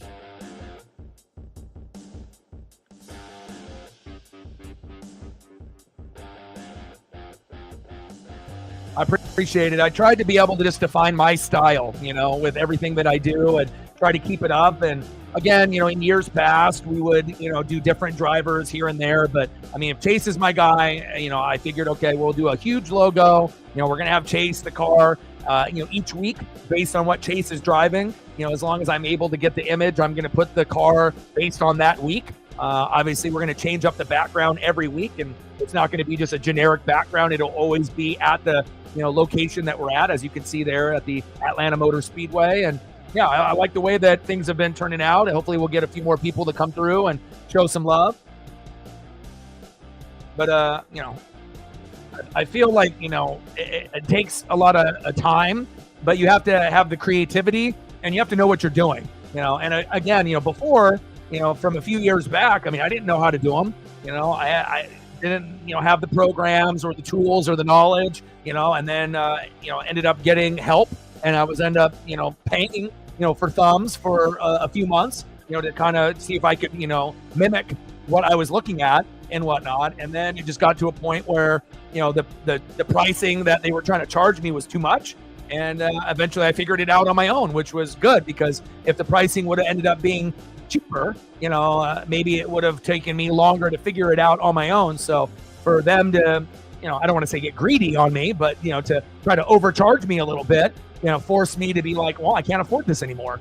I got to figure it out on my own. And, I'm pretty happy on the way that the thumbs have turned out, within the last, couple years. I feel that we have our own style. We have our own look. Anyone that looks at the thumb, they know it's us, with the same type of style. And, it's all about Napa know-how. Absolutely. Yeah, and that was back when you had Dale and Dale Jr. representing the Coca-Cola. So, let's see if I can pull it up here.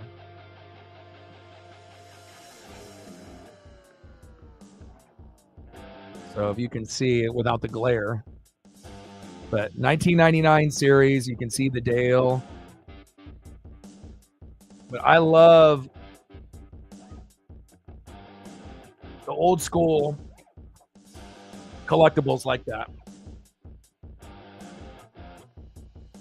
I mean, I got a bunch, but there's not very many people that have the starting lineup in the McFarlanes. But I love the old school stuff. But like I said, my favorite is probably the mini Coke machines that open up and have the cars inside of Dale and Dale Jr. that I also have from 1998 in that time period. But my best piece that I have is the Richard Petty Dale Earnhardt artwork that I need to get framed. It's been sitting in a tube in my room here for like 25 years, limited edition print, that it looks like it's made from like colored pencils and whatnot, not paint. And it's fucking amazing. Like you can see Dale Earnhardt has the stunner shades on, and you can see underneath the stunner shades and see his eyes. Like the artwork is incredible, and it's got all the Winston Cup trophies of Richard Petty and Dale Earnhardt all in one big, piece of artwork and whatnot. So hopefully one day I'll be able to get that framed, and then I'll be able to show you guys what I got. So.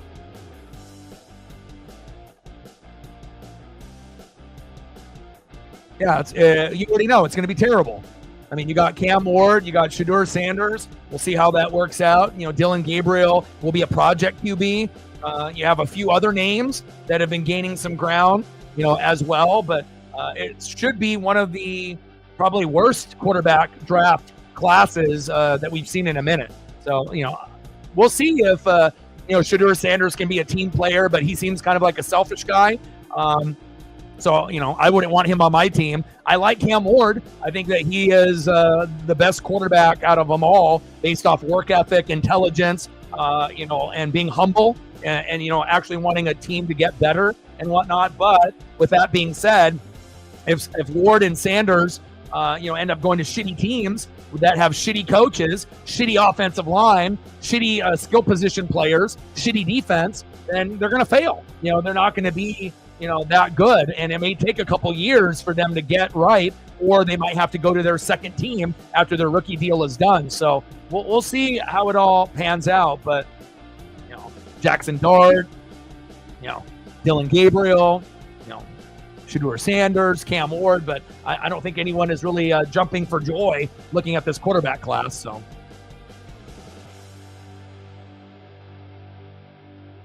Yeah, I think Dart is, a lot of people like him, just because it's a name, it's, he's a little bit more likable than Shedeur Sanders. Might not be as good as Cam Ward, but is likable. I feel like Dart is probably the second most likable player after Ward, and then Shedeur, has some skill set, but it seems like, with his dad and Dion and just his attitude, he's got some baggage, and again, when shit starts hitting the fan, are you going to want that type of quarterback to lead your team? I don't know. I hope that it works out for Shedeur, but he's not I'm not really a fan of his. Like, I hope it works out for him. I hope he ends up turning into a top 10, top 12 quarterback, but I wouldn't bet on it, Like, I think that, he does have a certain type of skill set, Shedeur Sanders, but, I wouldn't be shocked if Dart and Ward end up being better than him. We'll wait and see, But again, everyone gets hyped up every year for the draft, but it shows you, you only have 32 spots, for quarterbacks, but not every quarterback is going to make it, And sometimes you'll have a whole quarterback class fail, and other times you might have 2 or 3 guys that, are top 10, top 12, and maybe one of them or 2 of them might end up being even in the Hall of Fame one day. But now we're back to green flag racing. Let's go, Chase.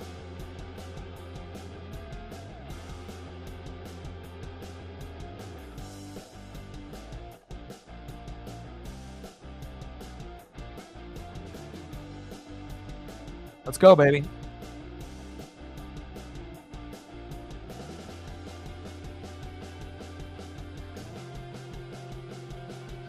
Yeah, very quick to see the, everything getting updated there.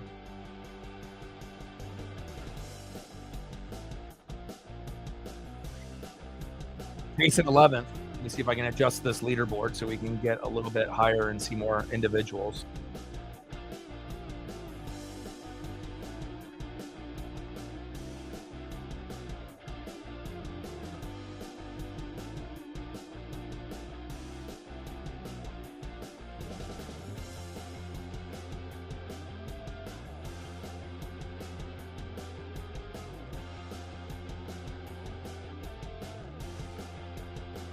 Like Dylan Gabriel for Oregon,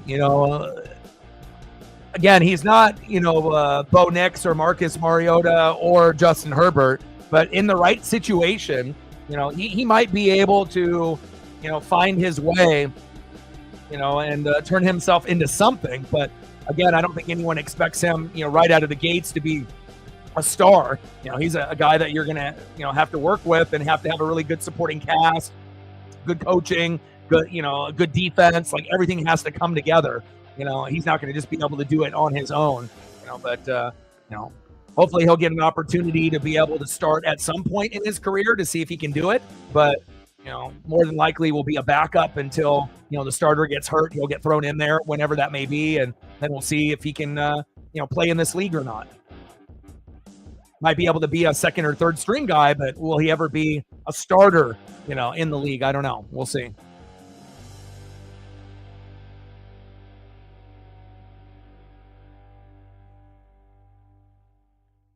Logano, Gilliland,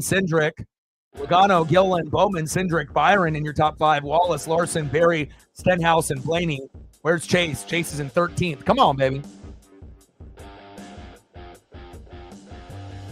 I kept telling you, Sarah, I'm never someone, like I said, I'm never going to, bring up and criticize, a certain player unless they have a reason to be criticized and whatnot. But I was telling you that a long time ago, like, he ain't it. Again, he's got the physical stature, and again, he can, do things that certain quarterbacks can't do. Throw a 65-yard pass while slipping right on a dime, the downs for a touchdown, but then it comes down to like a 5-yard slant and he overthrows it by 10 yards. He just doesn't have all the tools. He didn't have enough, high school and college experience. Obviously not the smartest guy either. Doesn't have the work ethic. Is a very likable guy, a guy that, is trying to show some leadership skills. He seems like a good man, but as far as a football player and a leader, he ain't it, and again, pretty soon he's going to get to a point where he'll be a backup, and that's all he'll ever be. But he ain't it, and again, if you ever want the Colts to be able to, win the division and, stay ahead of the Titans and, work your way, obviously, past the Jags and be right there with the Texans, you're going to need someone better. And again, there's a lot of positions that need to be filled on the team. And, there's some things that he does good, but there's a lot of things that he does bad. And, I think that you've seen enough of him on tape where, it's just, he ain't it. And it's, you got Joe Flacco, and that's like a temporary Band-Aid. But even with that, Flacco had some games where he was great, but then he also had some games where he looked shitty too.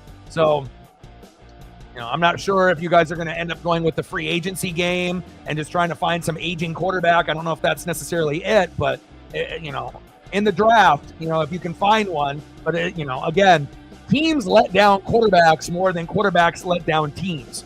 Again, they usually give up on the player and they don't have the right coach, the right offensive line, the right skill position players. But, to be a quarterback in the NFL is very difficult. And, hopefully you'll end up finding one that'll be better for you. But AR, he ain't it.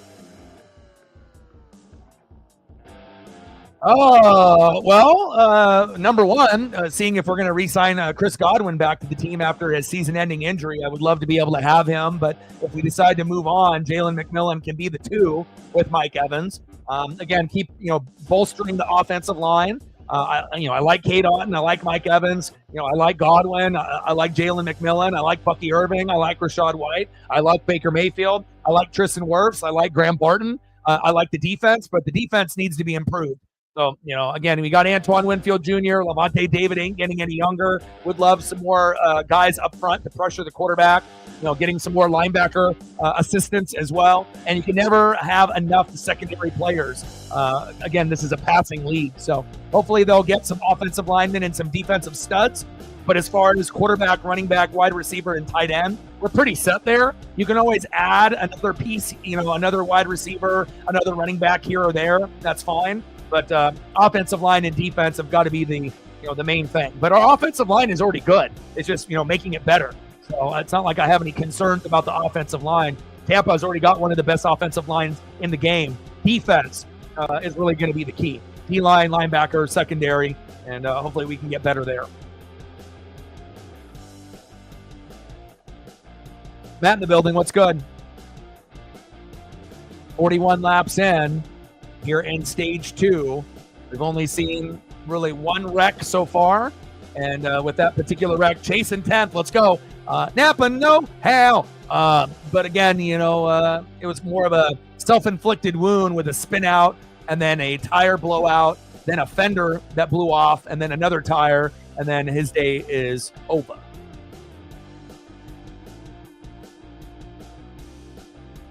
I feel with Caleb, he's like Drake May. He flashed, at times, but obviously hung on to the football a little bit too long. But it is the Chicago Bears, which is, a terrible franchise to play for. They have terrible aura, terrible vibe, and again, they have a kind of history of losing. And then when you see what the Minnesota Vikings have done, the Packers and the Lions, I don't really see them, as we... we got the 43 spun out here, trying to get it started back up. Looks like he's got a flat tire there on the back left. Eric Jones. Eric Jones. But I don't know. I feel with like Caleb, it's like you got good skill position players. He had some of the best talent around him, but the offensive line, not very good. Defense, not very good. And usually with the Bears, they're good at one thing, either run defense or pass defense, but typically not both at the same time.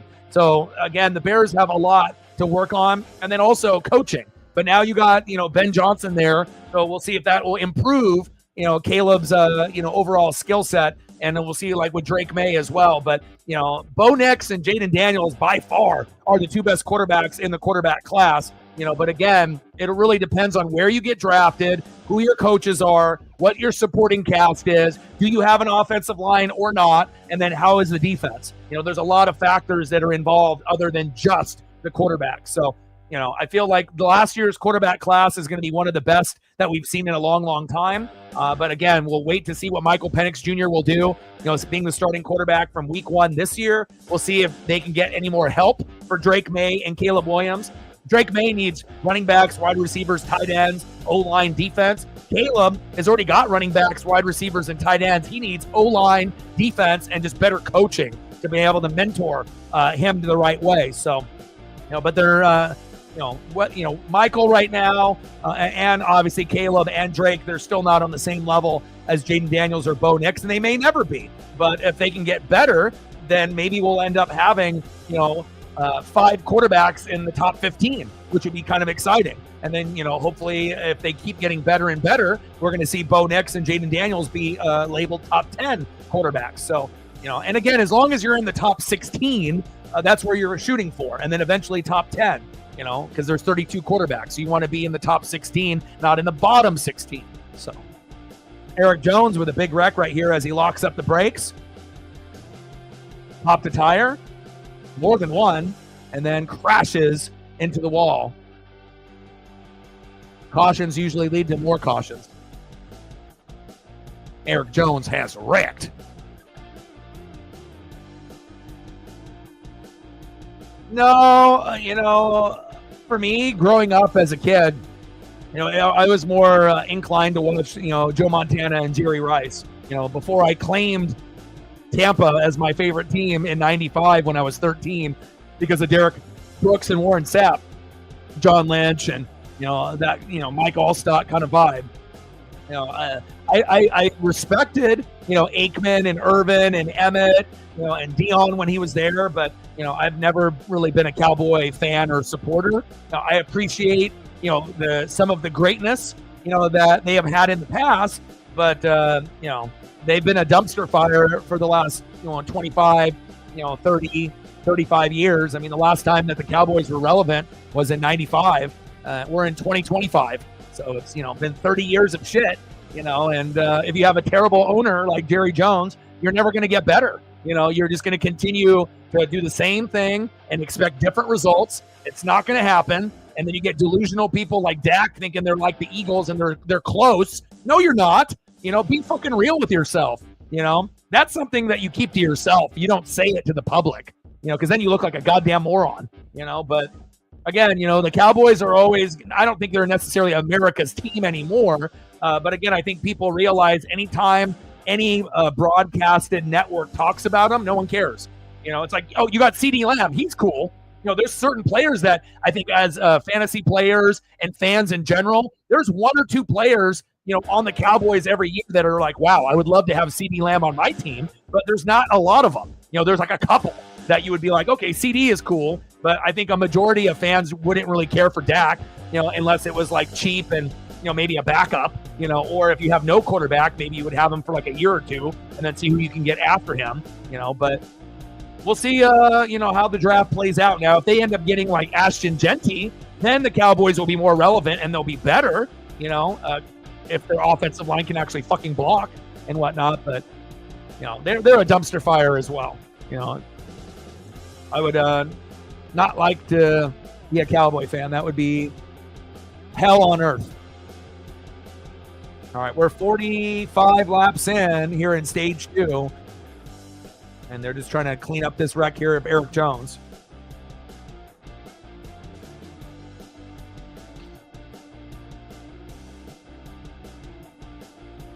Nah, he hit the wall hard, bro. Yeah, popped some tires and hit the wall. I don't know if his day will be completely over, but it's not looking too good.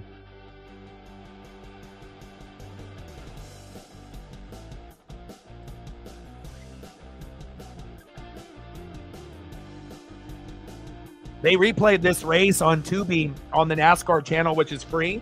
The first race, it was Kevin Harvick's like 3rd race ever. And obviously Dale Earnhardt, passed away the previous obviously season. So he was driving in Dale's car, and Harvick ended up making a name for himself. And that race that they're just talking about was on the Tubi channel, and I actually watched it in the entirety. It was pretty sweet to watch, and to see the Dale Earnhardt fans embrace him. That was like when he was 25 when he first came up. long time ago, now retired. If you haven't smashed that like button just yet, please do. We need 3 more to get to 10. 2 more to get to 10. 12 more to get to 20.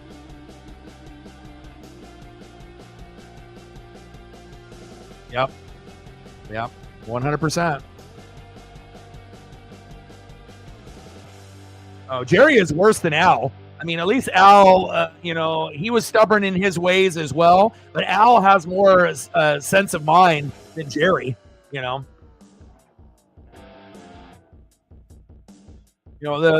Raiders would actually spend money.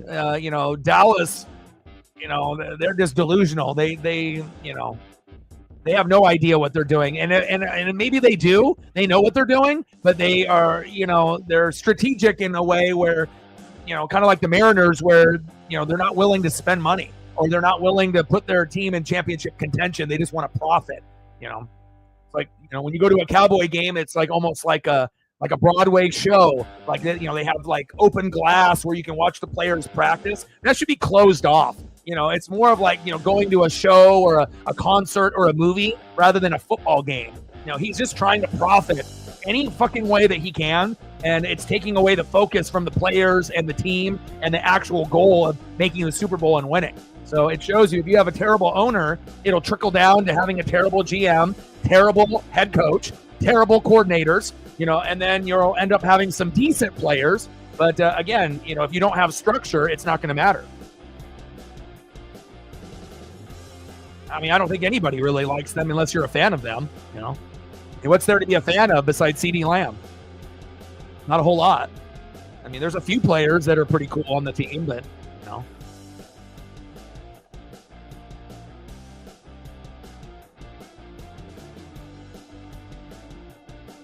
Back to green, baby. Let's go.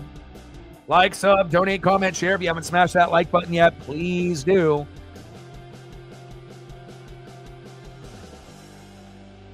And we're at 22 on the dono, 78 to go. I'm definitely excited for the Circuit of the Americas and WWE Elimination Chamber. Back to green, baby.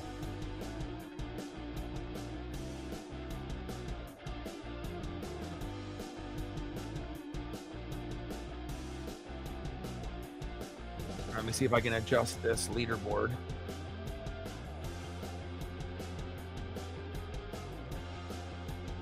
That way we can at least see what we have in the top 11 spots there.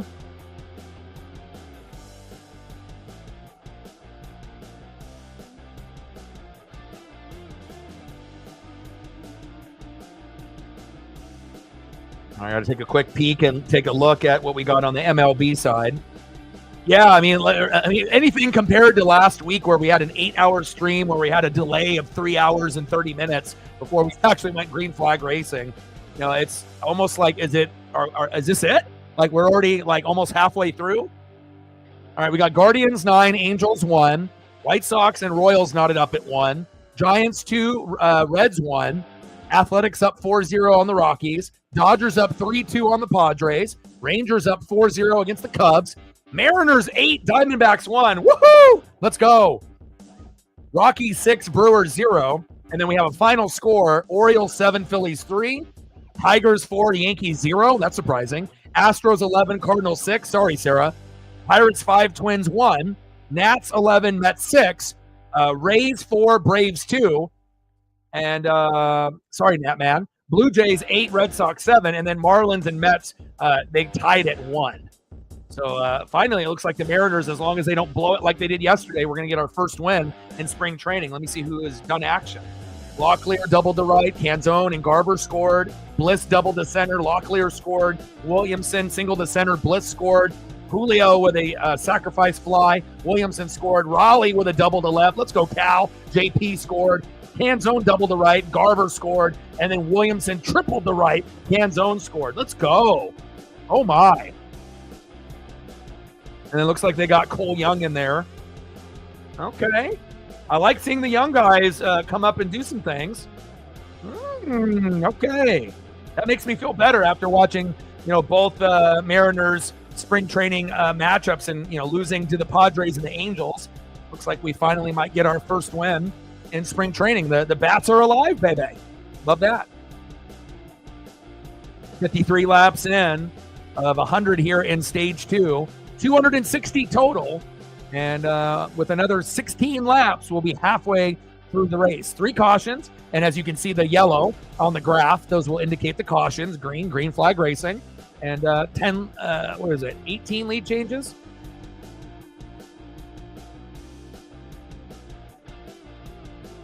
Joey Logano. Lots of top 5 finishes.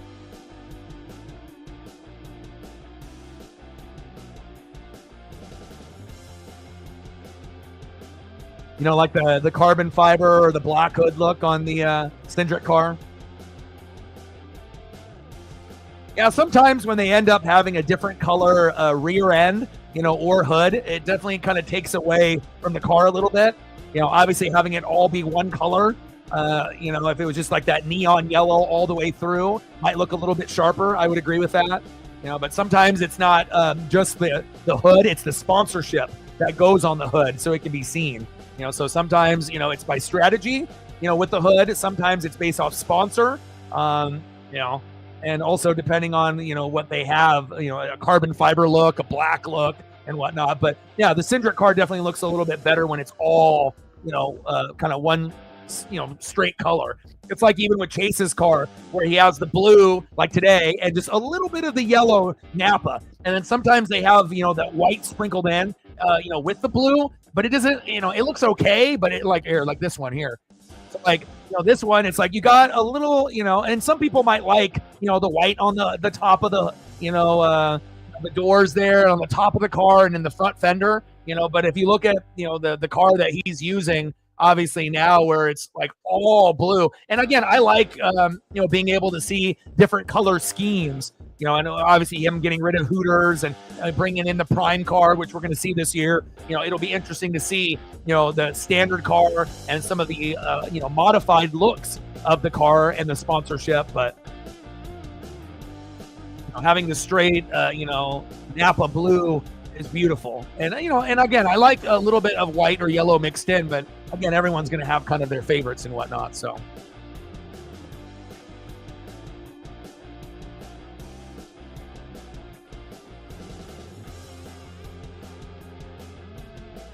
Or when they did the white with the Napa, which, you know, everyone's going to have their preference, but.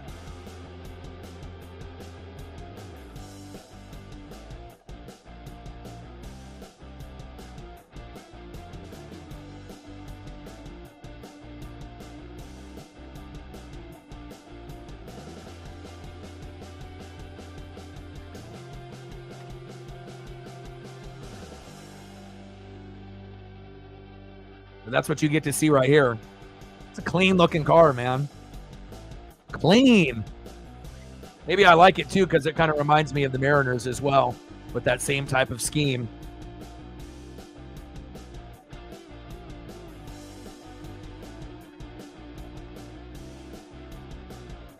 Logano, Cindric, Bowman, Barry, Gilliland, Wallace, Hocevar, Reddick, Larson, Byron, Elliott in 11th. Come on, Chase.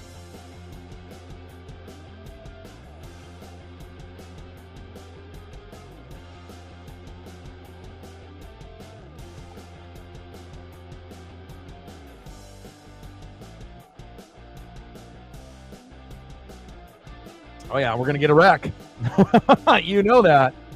It was, you know, in the trucks, they didn't block as much, you know, and I think Kyle Busch was a little surprised. You know, it was just kind of letting the flow of the race come. But once you get into Xfinity and NASCAR Cup, yeah, you're gonna get a lot of people blocking. And once you end up getting people blocking, people are gonna check up, people are gonna run into rear ends, they're gonna end up spinning out, and you know, that's when the dominoes start falling one after another. When one car goes sideways, it'll go into another, and then one car turns into three cars turns into 5, and then all of a sudden you get another yellow flag. Daniel in the building, what's good?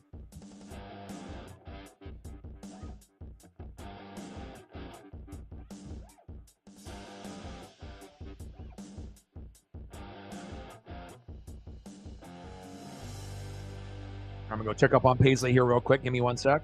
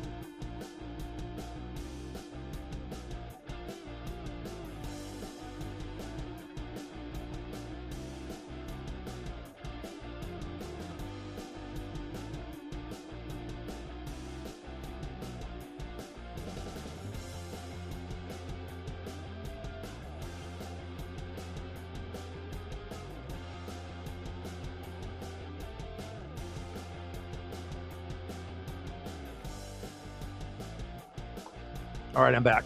Just had to check up on my Paisley pup. She was sitting, snuggling on the couch.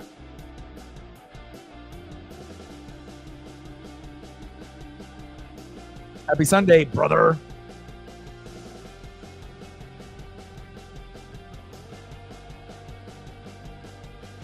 Yeah.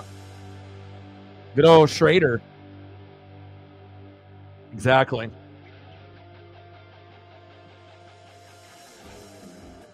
Yeah, depending on, what the schedule is looking like, but if we end up getting like a trucks race on a Friday, one of these days, I might end up doing a truck stream, at some point. Like, I'm not opposed to doing the Xfinity series or the trucks.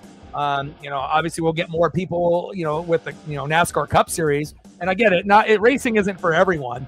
But again, if I'm going to be watching it anyways, might as well watch it with friends and people that enjoy, that type of racing. And, there's always going to be things that we can look at, NBA, NHL matchups, SmackDown or WWE Saturday night, depending on what's going on. But I mean, when it's racing season and football is over, like, that's my priority. It's like racing, Mariners with the MLB, and then WWE, and then obviously I'm still going to be focusing on, recruiting for Oregon and, college football, and then what's going on in the NFL as we get closer to the draft, and then obviously the combine and getting into, next season. But I really love the fact that I have something that I love as much, as, wrestling, baseball, and NASCAR to be able to, keep me going, while we wait until the NFL and the college football season gets back into full swing again. So,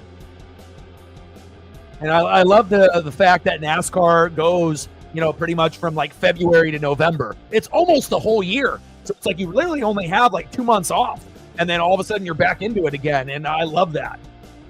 Again, if I could do anything, and I've said this before on the channel, if I wasn't doing this job here, if I could do like a dream scenario, there's 2 jobs that I would love to do. Number 1, to be a professional NASCAR driver, and number 2, to be like Gordon Ramsay and to be a professional chef. I think that those would be the 2 most amazing things, to jump into, obviously if I wasn't doing something like this. And, I got mad respect for anyone that's got, skills in the kitchen. And again, I love watching anything Gordon Ramsay, Next Level Chef, brand new season, just started up. And obviously I would highly recommend watching it. It's awesome. And then, being a NASCAR, driver, again, I don't know. I don't think it's everyone's kind of like vision or whatnot, but, again, being a professional basketball, baseball, football player or hockey player would be awesome too, but there's just something about the speed, the sponsorships, the competition, I don't know, maybe it's that little Ricky Bobby in me, that I would love. Hey, if you ain't first, you're last. But I love me some NASCAR. Logano, Cindric, Gilliland, Bowman, Gilliland, Hocevar, Larson, Wallace, Blaney, Byron, Barry, and then Elliott.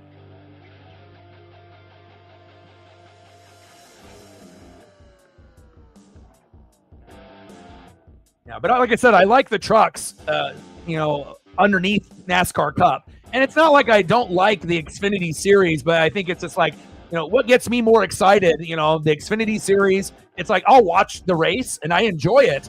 But I feel like when I watch the trucks, it's more exciting because you got a female driver in there, with Tony. You got Frankie Muniz from Malcolm in the Middle, and they're going to end up doing a reboot of Malcolm in the Middle, and they're going to film around his schedule. And I think that's cool to have someone that loves racing, even though, being a child actor and now he's a full adult, but, and obviously watching the Napa truck and, watching, Hendrick do what they do, with their guys like Caruth.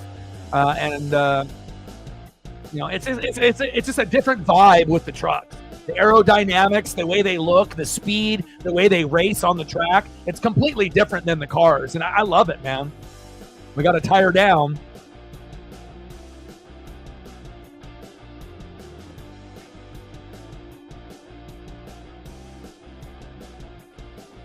Tony Brenninger, obviously, is the female. You got Raja Caruth, running the Hendrick, truck, which is kind of like what Kyle Larson does. And then obviously we know Natman says he likes Grant Enfinger, the number 9. And then also, I'm always watching Daniel Hemrick in the 19 because it's the Napa truck. It doesn't have the same vibe as Chase Elliott, but I'm a Napa guy through and through. So, it's like I was rooting for Michael Waltrip back in the day, with Dale Earnhardt and DEI and Dale Earnhardt Incorporated with the young Martin Truex Jr. As being the babyface back in the day. So, I mean, if it's a Napa, I'm probably tuning in to see how they're doing. So, but there's some pretty talented drivers in the truck series.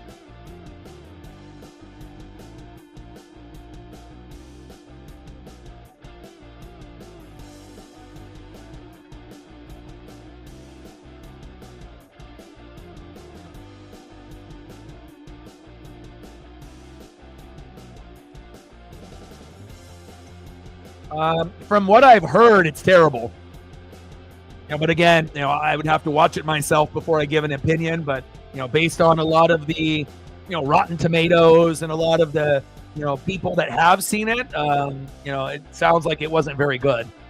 It might be like a watch, but it would be one of those things you probably wouldn't want to pay for it at the theater. You would wait for it to come out, on a streaming platform and then maybe watching it at home instead. But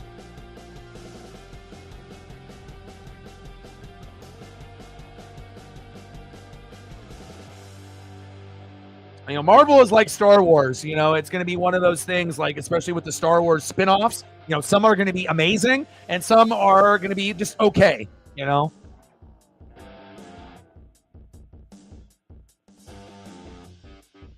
Oh, we got loose there.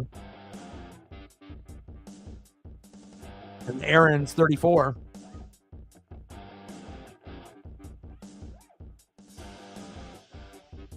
Oh, look at that tire, just barely hanging on for life. And then it flies off. Wow. Cool camera angle there. The slow-mo with the tire getting ripped off the wheel there.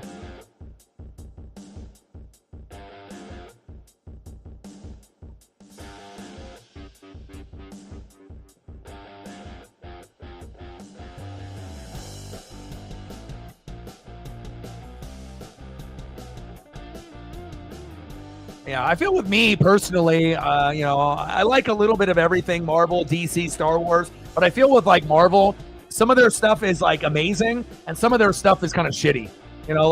Some of the stuff isn't really worth, the watch and whatnot, maybe a little overhyped and whatnot. And again, some people are loyal to a brand and they're going to stick with the brand, but it's like, the Avengers, like back then, that shit was good, in the theater. That was amazing and whatnot. I enjoyed the original Iron Man, when that first came out, but I liked, Black Panther. I thought they did a good job with that, but I feel for every like really good one that they put out, there's been a couple like average ones or a couple that are, not really for me. So I guess it really depends on what character that you connect with, and who is directing it, and what kind of special effects are we getting, and is the story and the plot good and whatnot. And I mean, are you just making a movie to make money and whatnot? But I feel like the quality, as of late hasn't really been up to par.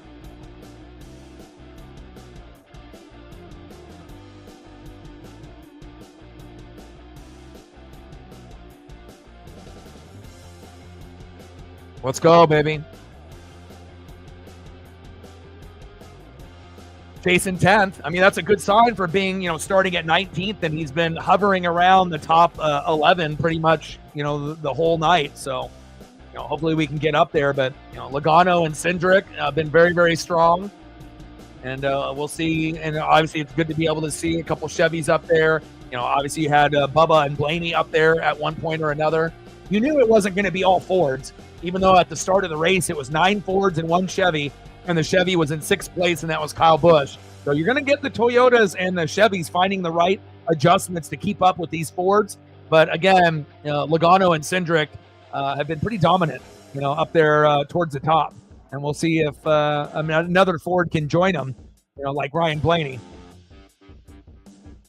And then Chase has dropped down to 17th. Hell, come on now.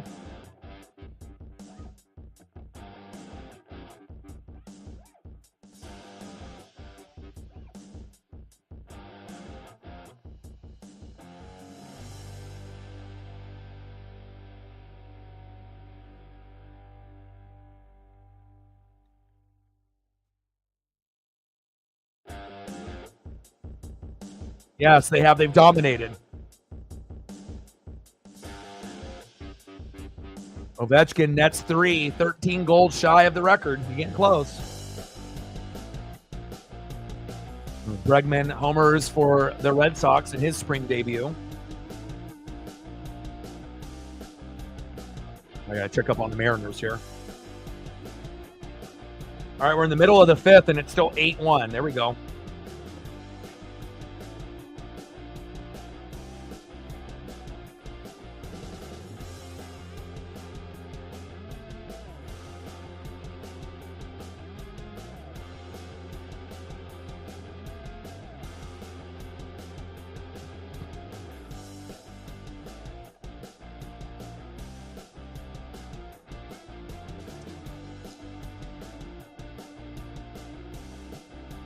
Come on, baby. Let's go, Chase.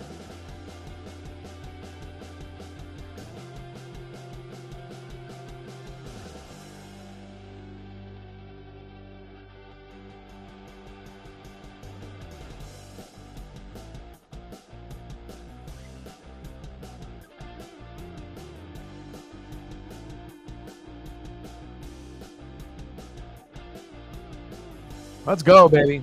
Napa, no, how?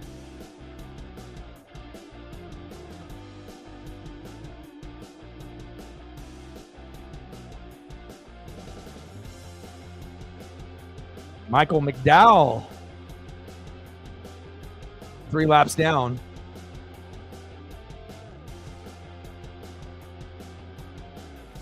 I like that. Give them a chance. If they end up having a problem and they can fix it, even if they're down, a few laps, you never know what other wrecks might end up happening throughout the rest of the race, and you might be able to catch up. And obviously, it's about points. If you're not going to be able to win, you want to try to accumulate as many points, in this regular season, so that way you have a chance, to be able to get into the playoffs. And obviously getting a win solidifies your, spot in the playoffs. But, you want to be able to accumulate as many top 5 and top 10 finishes as possible. And obviously you want to be able to finish completely, even if it's in the top 20 or 25, rather than a DNF. You don't want a DNF, which would be did not finish. Those are rough. Chase Elliott is in 16th, fell back a little bit after some mandatory little pit stops here. And we got, 19 to go until stage 2. It's been pretty clean. 4 cautions, a couple minor, wrecks, nothing too crazy. 19 lead changes, and we're back to green. Let's go.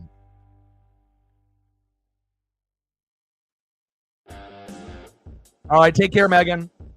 I'll definitely be tuning in to see what the Kraken do as well. Hopefully they can find a way. Another good opponent in the Tampa Bay Lightning. And I assume that's obviously on the road again. Once we go to Florida, we stay over there. So it's going to be a tough little road trip for Seattle, but hopefully they find a way. Good push by Larson there for teammate Alex Bowman. He said, thank God I got a teammate behind me. First time all day. They got to find a way to be able to get past the Fords and Joey Logano.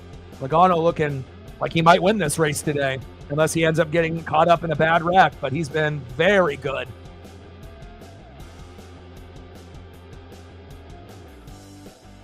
More than halfway through this NASCAR Cup Series race at Atlanta Motor Speedway. Storm Bum in the building. What's good? Yeah. I did it for a few years, and then I took like a year or a season off. And then again, after the NFL and college football season ended, I'm very locked in, to trucks, Xfinity, and NASCAR Cup Series. So, again, there's, NBA games and NHL matchups, but again, with that being said, it's like, at this point of the year after football is over, my main priorities are going to be NASCAR, MLB with the Mariners, WWE, and then, if there's filler content, then we can do a little NHL and NBA, but those are going to be kind of the priority. Not that we're not going to do any NHL or any NBA, but it won't be as much as some of these other things. I mean, with WWE, it's usually one PLE a month, and maybe a Monday Night Raw here and there, or a WWE Saturday night main event. And then obviously Mariners and the MLB will get into full swing in April. So I don't know if I'm going to be doing any spring training games, but as we get closer to the regular season, I might end up doing like one or two, depending on if it's televised and I can, get a link that's good to be able to stream the game.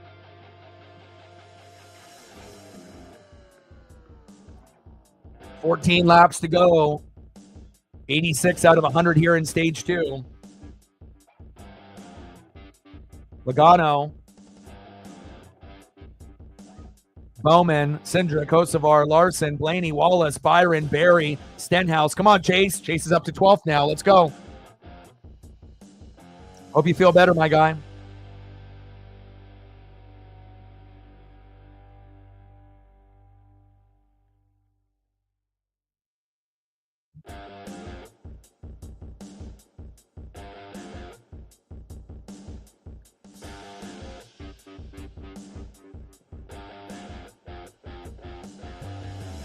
Had a Chevy leading temporarily, but now, as you can see, you got 3 Chevys in the top 5.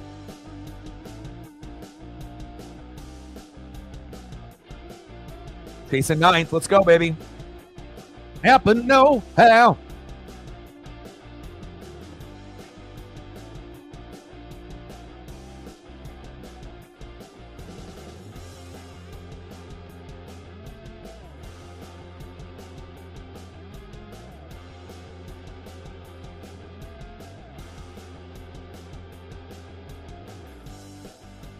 Kosovar doing pretty well for being kind of a lower name driver.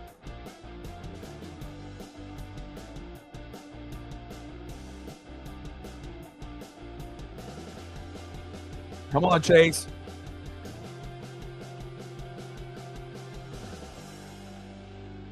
I just got to get Chase into that top 5. I mean, he's been in the top 10, top 11 for a good majority of this race, starting at 19th, but I need him to take that next jump to get into the top 5. Oh no, Chase hit the wall. Fuck. Fuck. Did he drop a tire? Uh-oh. No! No! No! Oh, motherfuck. Jesus Christ. No! Napa, no. How? Oh, no. Big bad Brad Keselowski and fucking Chase Elliott. Fuck! Damn it.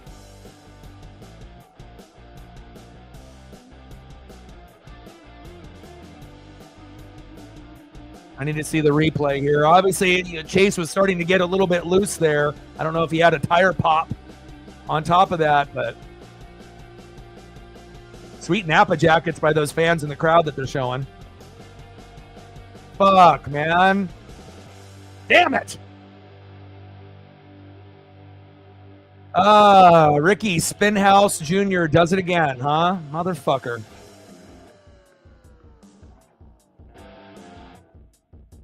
All right, let me take a look at this replay again. Fuck, man.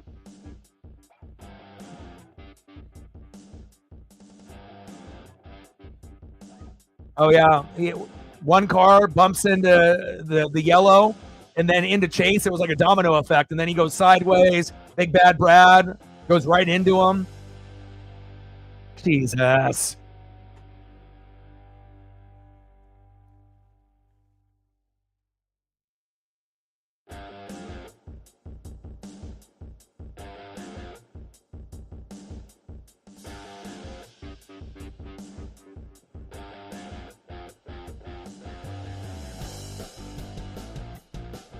Let me watch this replay again. What the fuck is he doing?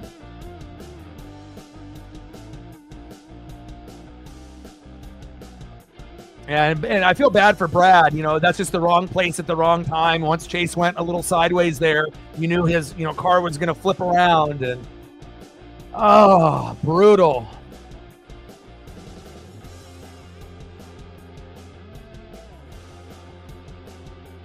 Brad is like, God damn it. And that's sometimes, you just wrong place at the wrong time with, so many cars close to each other going 180 to 200. Yeah, I mean, That's one car bumping into the yellow, bumping into Chase. Why did he do that? Was it Stenhouse there on the outside there? Why did he do that? There was no point for him to bump the yellow and then bump, and then that went into Chase's car, and that's all she wrote. What was the reason for that?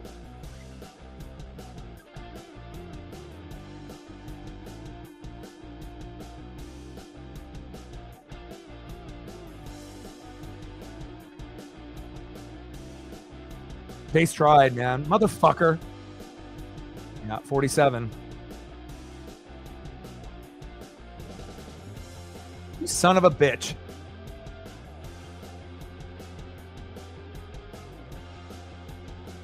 Oh, especially when Chase had a good chance for a top 10 finish, and if he got lucky, maybe even top 5. I didn't expect him to win this race, but I was hoping for a good finish and a chance, but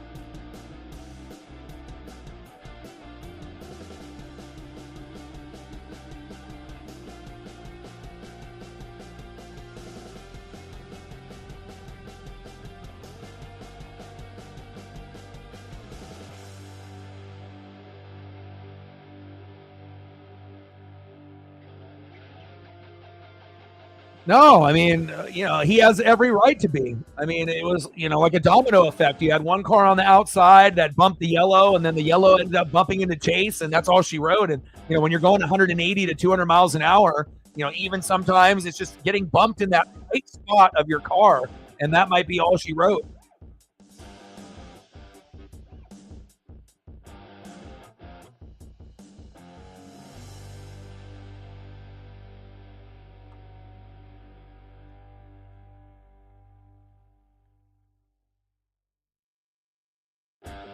Who was the yellow car? So we had the red car on the outside. I would assume that was Ricky. Who was the yellow car that was next to Chase that took the bump initially and then bumped into Chase, and then Chase went into the wall? Who are those two cars that bumped into, that made this Chase wreck happen? Obviously one was Ricky, but who was that yellow car?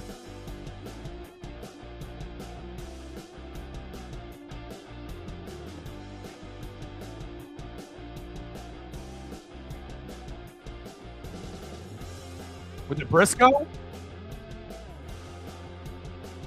I think it was Briscoe.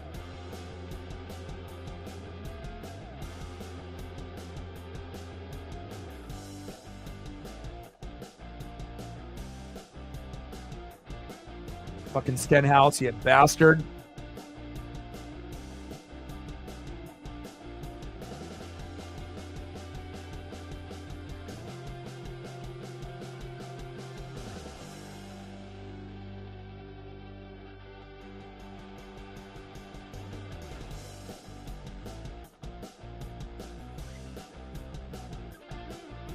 Briscoe to Stenhouse to Chase. Yeah, damn it.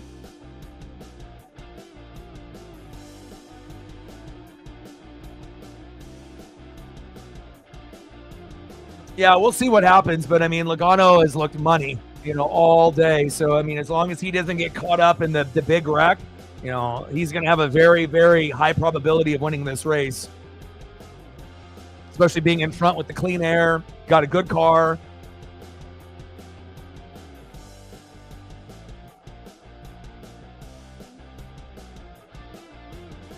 Logano and Cindric have been at the front for a reason today. Got a few Chevys and a few Toyotas there in the top 10 after having 9 Fords and 1 Chevy, but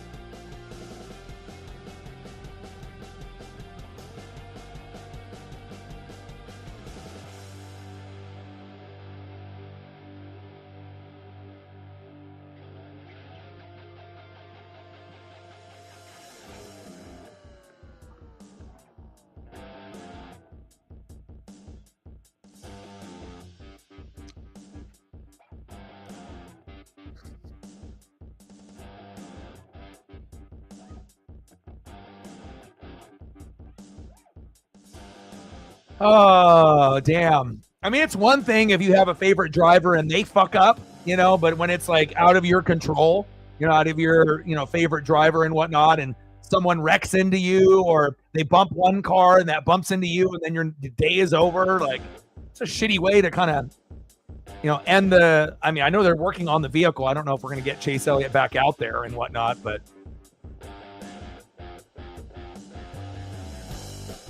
NASCAR, unpredictable.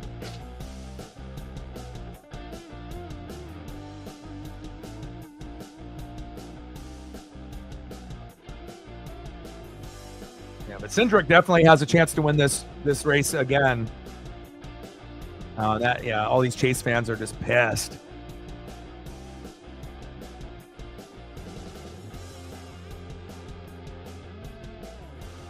It's all good. It's still my guy. Napa know-how.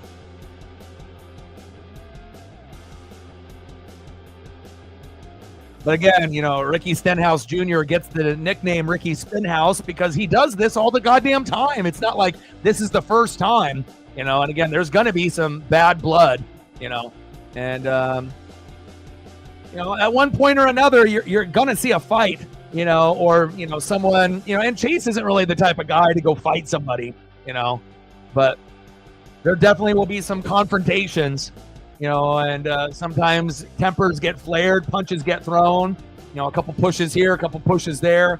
And it's not really into Chase Elliott's nature. He's not like Kyle Busch, where he's just, waiting to fight someone at any given moment. Each driver is built a little bit different. Some are more confrontational than others, but golly, Ricky on my shit list again. Damn it. Briscoe, what are you doing? Ricky, what are you doing?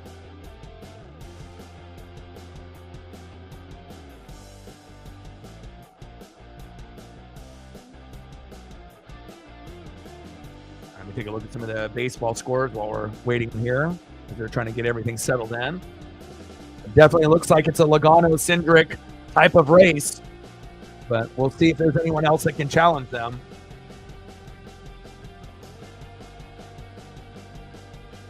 Here we go. Mariners 9, Diamondbacks 1. I love that. Let's go. About time that we played well. We're 0-2. We need our first win of 2025, which is still a weird thing to say. I graduated in 2000. Like, it's 2025. That's just wild. Time flies.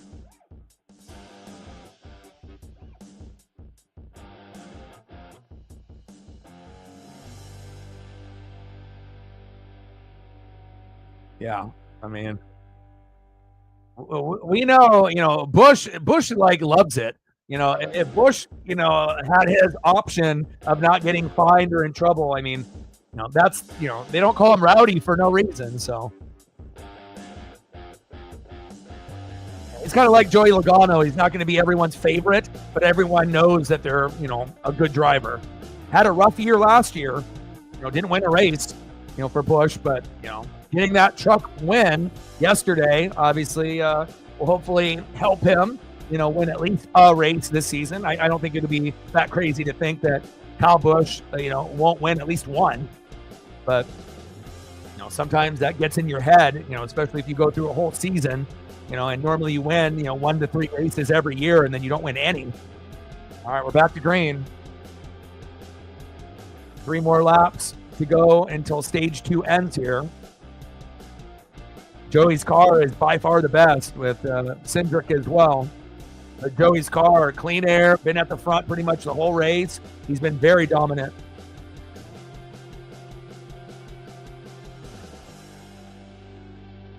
And Cindric has been very money as well. Logano, Cindric, Bowman, Hocevar, Larson, your top 5. Blaney, Wallace, Byron, Gregson, and Stenhouse.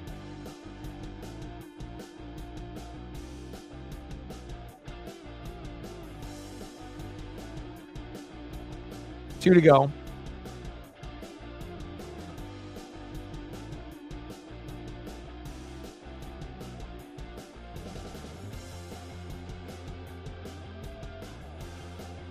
That was.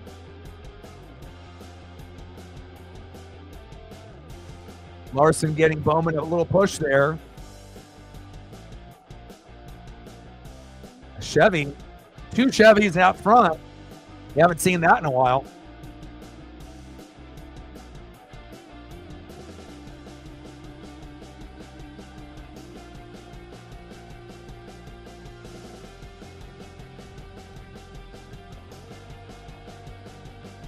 Nice battle for first here. Now Larson says, I want in on the action. Bubba Wallace getting up there too. Logano dropping to third. Wow, Larson, Bubba, Logano, Byron, Bowman, Reddick, Hocevar, Stenhouse, Cindric, and Gregson with Briscoe there in 11th.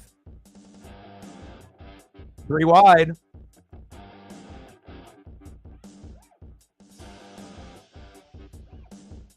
Larson taking full advantage. Wow, nice by Larson there. Chevy, Toyota, Ford, Chevy, Toyota, Chevy, Ford. Nice to see the Toyotas and Chevys come up, you know. Everyone thinking that it's just going to be Ford all day and all night. You knew that the Toyotas and the Chevys would be making their way up into the field. Now they're going to interview Big Bad Brad Keselowski. I imagine Chase won't really want to be on the microphone right now. You know.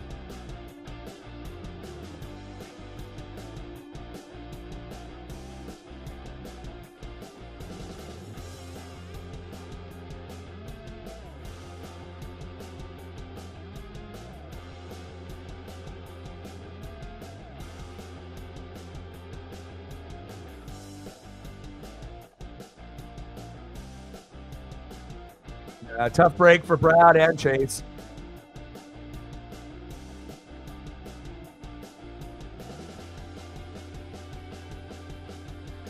Oh, baby.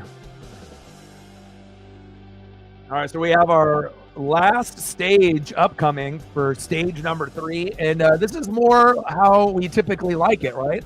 Having a race last about 3 hours and 30 minutes instead of the race at Daytona last week, going 8+ hours. This is more of my wheelhouse here.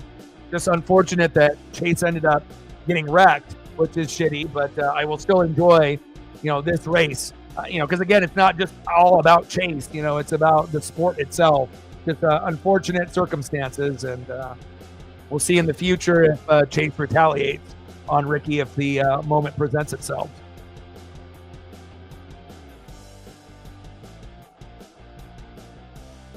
Yeah, it's not the toe link that I'm worried about. It's the rest of the damage to the car with the fender and then the tires that might have gotten flat there.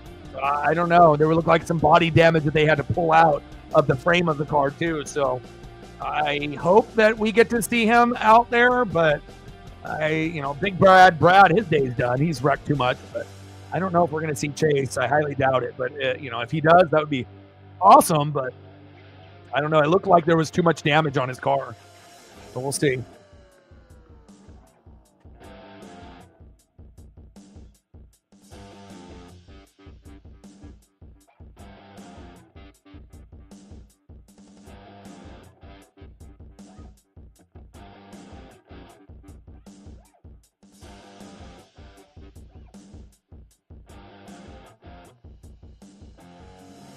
Need one more like to get to 10, 11 more to get to 20 if we can ever hit the algorithm and whatnot. But hit the algorithm, obviously, in the first 2 streams. But again, as many likes as we can get, obviously help our chances for a boost.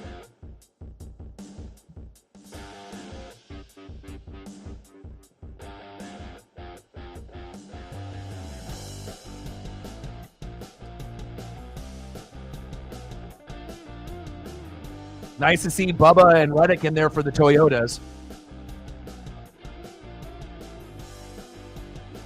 And you got Larson, Byron, Bowman, teammates there with Hendrick. Where's Chase? Damn it. You got all the other teammates up there in the top 5, and then Chase just fucking having to see what happens next. Terrible.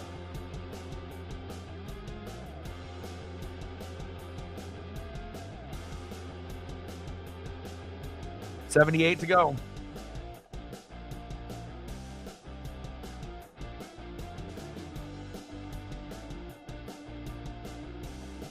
take a peek ahead to tomorrow to see what we got. We got Monday Night Raw as an option. Mariners play the Brewers at noon, but I don't know if that'll be televised or if there'll be a link for that.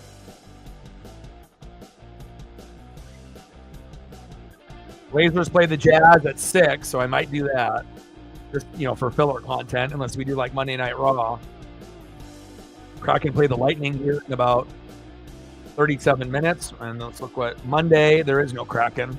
Only Sharks, Jets, Golden Knights, and Kings. So looks like it's going to be Monday Night Raw or the Blazer game tomorrow. Blazers, Jazz at 6, Monday Night Raw at 5. So it'll be one of those two things.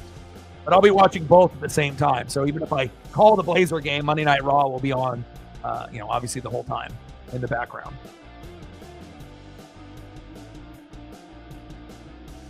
If it ends up being televised and I end up having a link and whatnot, I won't, I want to be able to try to do a couple Mariner games if possible. There's I think 7 or 8 that they're going to end up televising, and then obviously some are just going to be more like audio or not televised. But yeah, I mean, if there's an opportunity for me to be able to do a couple of these spring training games, of course I would love to be able to do that for the Mariners and whatnot. So, but again, if I'm going to be doing spring training games, it would probably be only Mariners. I wouldn't do any other team. And then once we get into the regular season, my goal is to do about 150 plus of the 162 games on the schedule, and then hopefully some playoff games as we see Byron and Larson in the pits. And then obviously when the Mariners have a day off, if we don't have NASCAR or WWE or something else to do, or if it's kind of, light on the NBA, NHL side, then during the regular season, I don't mind doing like the Braves or the Yankees or the Dodgers. It'll be Mariners first, Dodgers second for my dad. And then if those two teams are off or on at a weird time, then, we can always go to the, whatever the big matchup is for that day. So.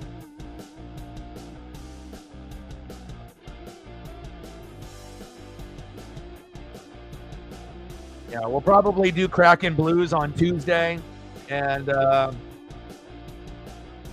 have to see what's on the slate for Monday Night Raw. The cards have been a little light, in the last couple weeks, so I'll probably just do the Blazers Jazz, and I'll watch Monday Night Raw for an hour, when it starts at 5, and then once the Blazer game comes on at 6, then I'll have it on in the background, and then we'll probably do Kraken and Blues on Tuesday, and then not really sure for Wednesday and Thursday, but I think that's what we'll end up doing.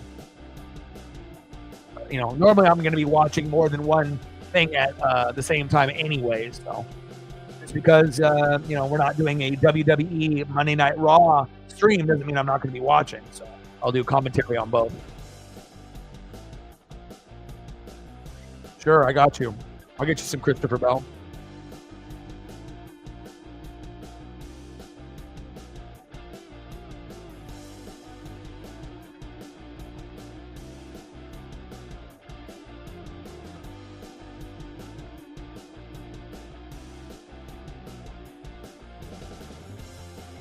Like, sub, donate, comment, share. If you haven't smashed that like button yet, please do.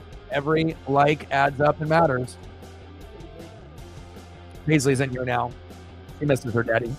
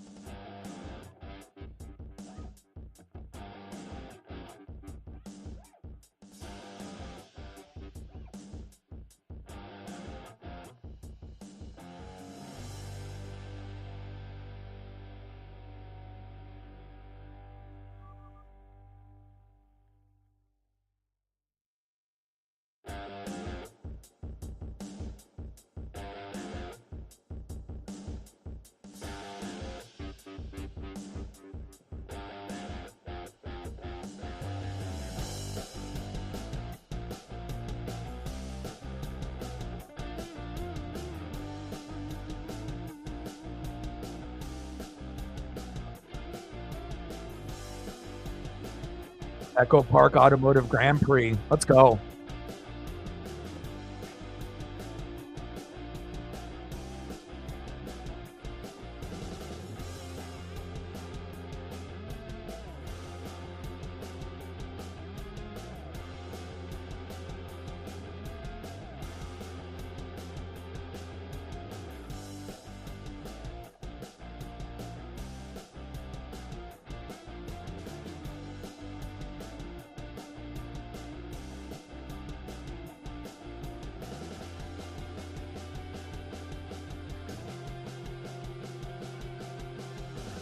No, because I go to games and they have a fun, exciting young team that actually tries. They do lack some defensive players, and but again, at the beginning of the year, the effort wasn't there, and we were incredibly young, and I feel like Chauncey Billups was letting them play too freely. He's been calling more plays and having a little bit more structure, but you definitely seen like Tumani Kamara has changed the team's identity. And again, we just need more Tumani Kamara, Donovan Clingan, defensive-minded players. But again, as far as like the NBA in general, it's a trash product. But I can always enjoy watching the Blazers no matter what. Again, I've been watching them since I was like 3 years old. I'm 42. I'm going to be 43. I'm going to be watching them for fucking like 40 years. So again, it's like the overall state of the NBA is terrible, but I can enjoy calling and watching Blazer games. Now, I'm not going to do that for every single team, and whatnot. There's a few teams I think that are fun for me to watch. I like teams that show effort on defense, and that's like the Oklahoma City Thunder. That's my number one after the Blazers, watching because they actually try. The Cleveland Cavs, they try. Denver Nuggets and the Boston Celtics, they try. But again, there's a lot of teams that just shoot threes and don't play D. And I don't like watching games like that. There's definitely other things that I can use my time and watch. So, it's like I would rather watch, the trucks, the Xfinity series, the Mariners. There's like a lot WWE, AEW. Like there's a lot of other options that I have, But again, like I mean, Blazers last night, we scored the most points that I've seen in a long, long time, and that was the biggest win in Blazer history. We won by 53 last night on the stream, so that was pretty cool. But I go, and again, we are probably the best, worst team in the NBA. Obviously, the Spurs would, obviously battle us for that spot as well as being the best, worst team. But since Wemby is out for the rest of the year, we'll see how it all plays out. But I mean, I would love to have Cooper Flag, but the Blazers aren't going to tank. We're gonna try to get better with what we have. But Blazers won in '77 with Bill Walton. We got close. Obviously with the Rasheed Wallace era, was the bonus and whatnot, but we ran into Kobe and Shaq. Obviously lost to the Bad Boys in '90 with Isaiah and Dumars and Rick Mahorn and Dennis Rodman and Bill Lambier, John Sally. Then lost to Jordan and Pippen and Paxson, Cartwright, and Horace Grant in '92. But again, it's like it's the worst sport out of all sports, but I can still enjoy the Blazers though. But if the Blazers were lazy, didn't rebound, didn't defend, and shoot threes, then I wouldn't be able to do them either. I would just have to like boycott, and be like, this sucks. I'm not going to do it. But, thankfully we have enough young players, Shaden Sharp, Scoot Henderson, Donovan Clingan. We got guys that are exciting to watch, even though they're young. So it makes it fun for me. Obviously in this post-Damian Lillard era, post-CJ McCollum era. It's been pretty fun. Even though we're young and, we were getting our ass kicked early in the season, losing by 40 or 50. But now, we're winning some games by 20, 30, 40, and 50 and actually going on a little bit of a run. Winning 9 games out of 10. I don't know if anyone predicted that. Now we got Ross Chastain at the top. Man, Gisbert again. Busher, Dillon, Gary, Suarez up there. Almendinger, Briscoe, Priest, Herbst. Again, a lot of names up here.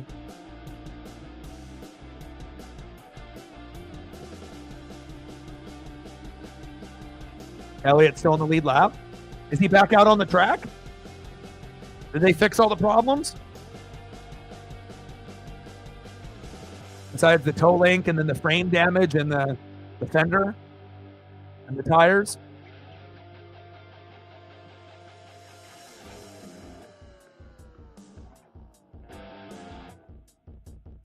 173 laps in of 260. And I just love, each week it's something different, whether it's a day race, a night race, off-road, super speedway. Everyone, that is a casual fan or a hater, they're like, oh, all you guys do is just go left. It's way more than that. Again, it's pit crew, spotter, crew chief, sponsorship, teams, drivers, history. Again, there's a lot more. Some people don't get it because they don't, know anything about the sport. But again, just like anything, the more players, the more drivers, and the more information the more interesting it actually does become.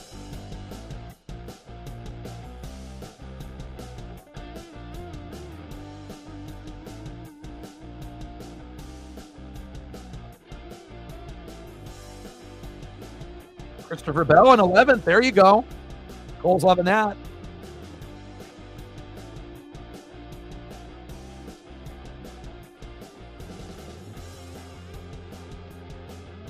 Mariners 9, Diamondbacks 1, middle of the 7th. Let's go, M's.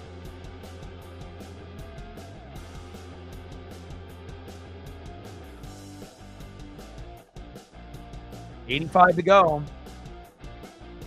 2 hours and 34 minutes, and it'll probably be around that 3 hour and 30-minute range, which is perfect. Now, I'm telling you, once you start sitting in a chair for more than like 4 hours, it really...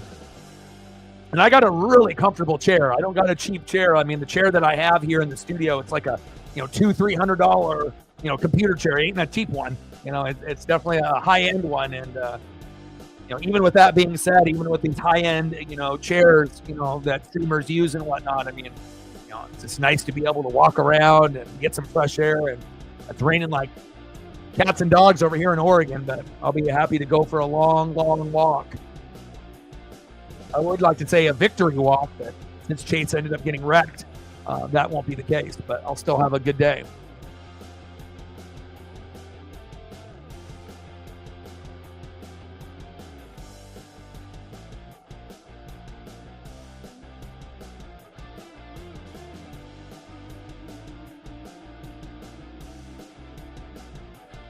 He was in the top 10, dropped down a few spots, but I mean, he's doing well. I mean, considering where he was earlier in the race. Denny Hamlin, we haven't heard that name at all. It's like, him and Daniel Suarez have just been, been in 12th to 25th place, somewhere in that general range. And you're starting to see some of those guys that were 12th through 25th start to make their way towards the front. But how many more big wrecks are we going to get here before this race is over? 19 laps into stage 3 out of 100 here.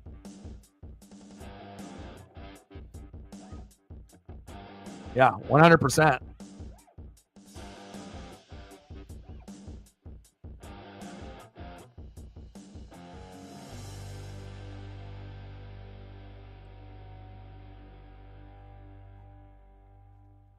Paisley wasn't here for a little bit, but she says, Dad, I'm going to go back to the couch. I'm going to snuggle.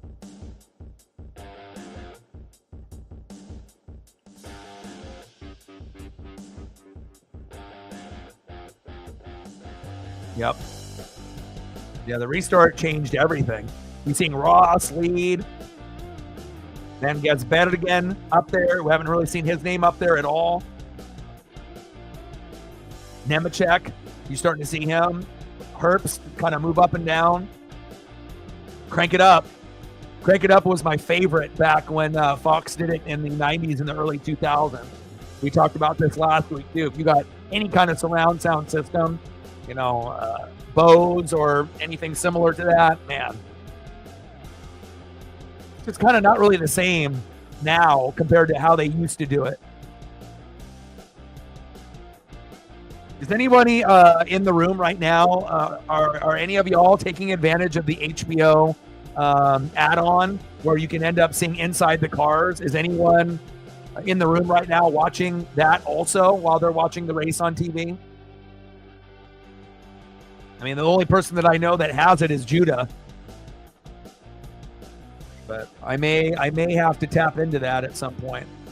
I'll just have to figure when that is. I would like to definitely be able to see it for Talladega. But we'll see. Crank It Up is dope because you get all the different camera angles. You get to hear that speed of the cars. Love it.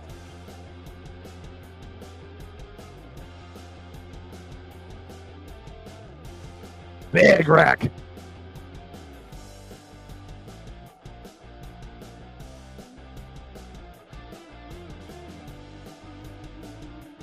Yeah, well, you can't actually watch the... Oh! Suarez. Well, he ain't winning today. Wow. Big caution.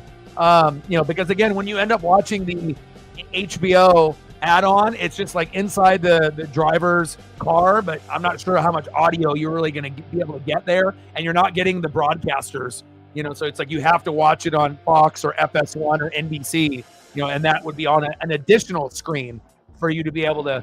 I mean, I would love to be able to see inside of Chase's car, and that's where I would be using it, or I might even do the quad screen where I get inside the 4 cars and whatnot, but we get a little bit of fire on the grass here.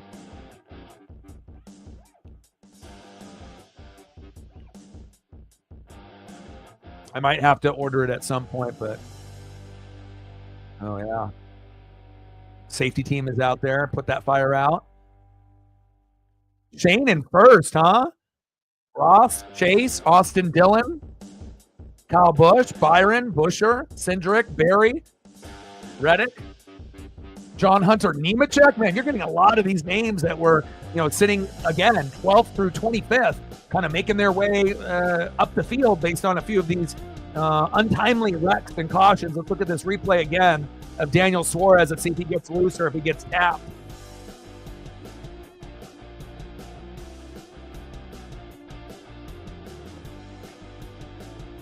Yeah, there's just no room right there. When you get 3 cars that are trying to squeeze through a hole, at some point, someone's going to get loose. And unfortunately, that was Daniel Suarez there.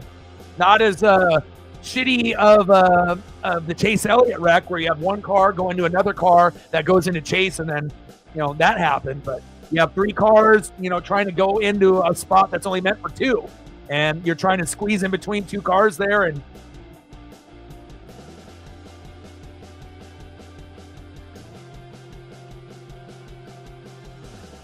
yeah, Ty Gibbs caused that. Gave Suarez that little bump, and that's all she wrote. Ty.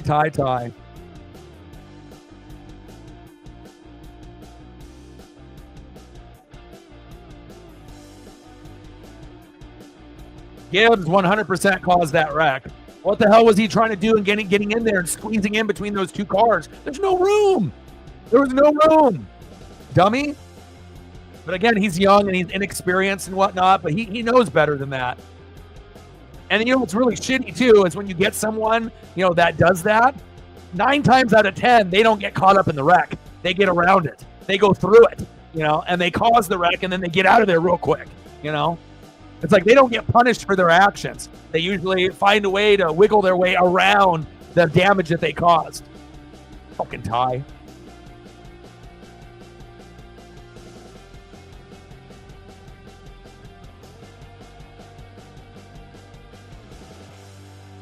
Well, I mean, he got tapped, went into the wall, and then obviously started to, spin uncontrollably, and then Big Bad Brad went right into him. But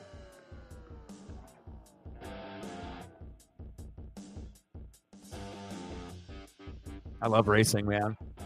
It's like you want to be able to see, good drafting, side drafting, battle, for, position. You want to see the wrecks. You just got to hope that it's not your favorite drivers. Oh my, look at that. Gregson, Smith, Zane Smith. We haven't even seen that name. Cole Custer, JJ Yaley, Cody Ware, Ty Gibbs, and Daniel Suarez. And we haven't really talked about Smith, Custer, Yaley, Ware at all today. And they get caught up in it.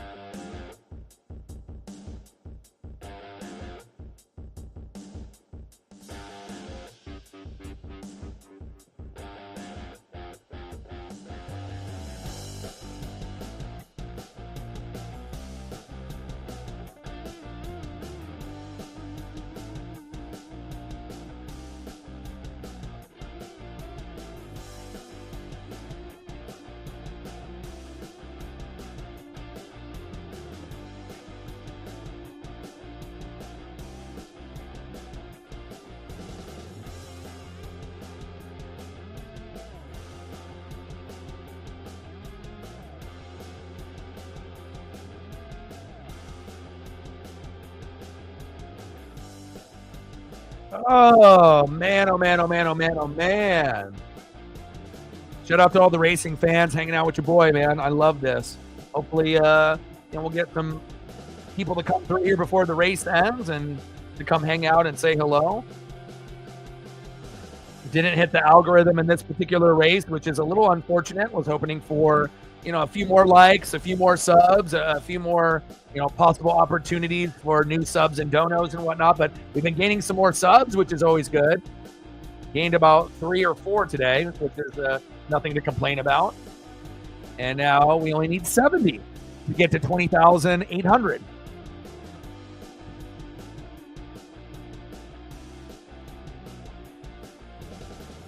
We're at 20,730. Let's go.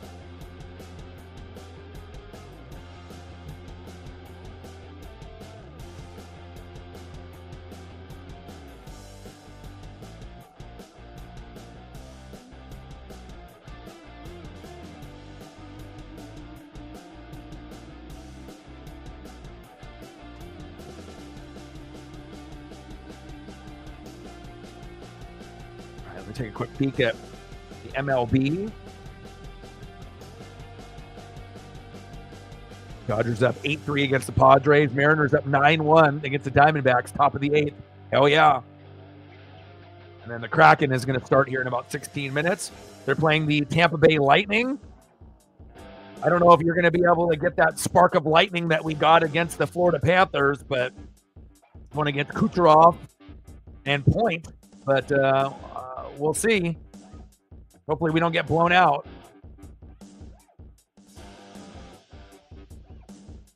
Let's take a look at the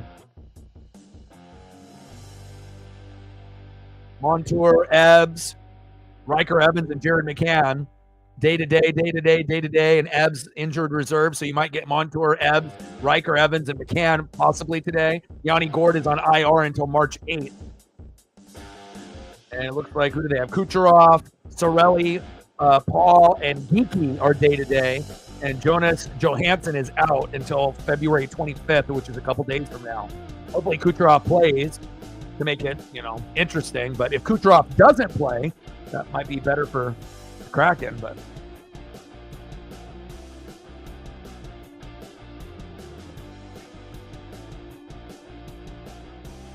$72 laps to go.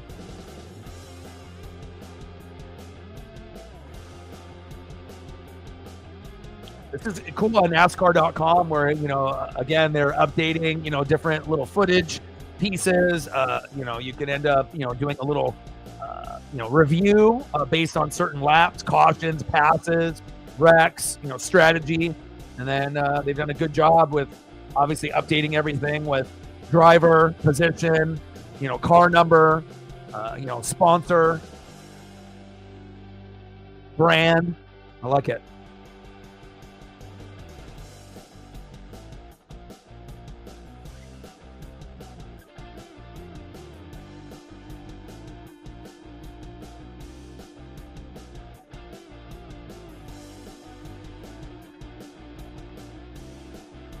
We're fanatics. It's not just one thing. There's many things, that I like to keep up on and whatnot. Always got to give yourself something, to look forward to in life. That next big event, that next big thing.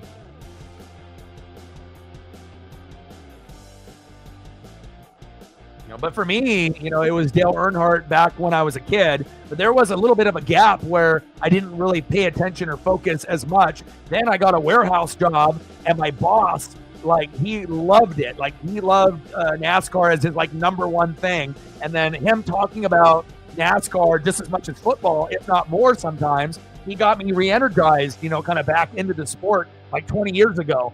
And, ever since then, it's been full throttle, with NASCAR. And then even this year, I've gone above and beyond because now, not only am I watching the Cup Series, I'm watching the fucking trucks and the Xfinity. I've never done that in a long, long time. So again, everyone has, different interests and whatnot. But again, with football being over, I have to pivot to WWE, NASCAR, and baseball, until we get back into, maybe the draft and, other things that are going on. But, when football season is going on, I'm going to be locked in the NFL and college football. But when it's over, it's nice to be able to kind of move on, give it a break for a little bit. That already took over our lives for 4, 5, 6 months. Now I'm ready for something else to take over my life, something positive, something I can look forward to.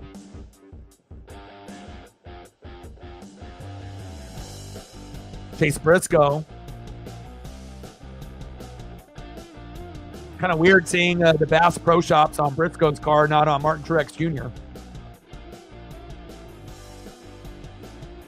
Busch in first. Kyle's like, hey, I won the trucks. Don't forget about me.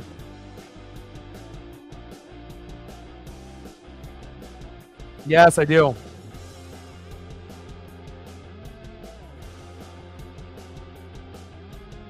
Dale Jarrett, good name. If you ain't first, you're last, Cole. Great movie. I mean, Will Ferrell and John C. Reilly, are amazing together. They're just, Step Brothers is undefeated. I mean, sometimes you just have that, chemistry. It was like Jim Carrey and Jeff Daniels back in the day for Dumb and Dumber as like the best duo. And then Will Ferrell came along. John C. Reilly is incredibly funny, and then you put both of those guys together with a good script, and then you have amazing movies that will, stay strong for a very long time.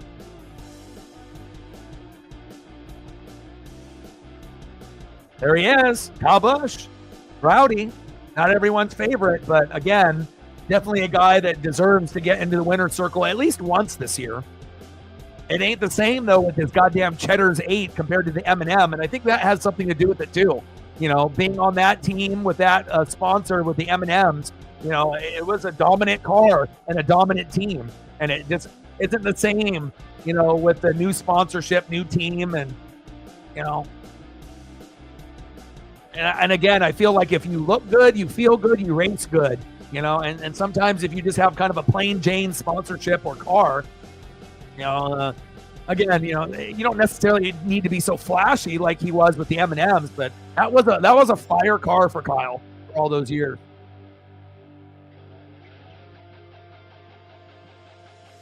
These are the closest finishes of all time. 0.00001.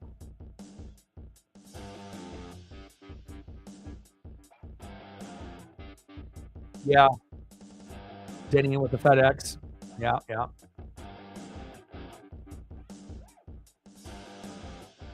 68 laps to go.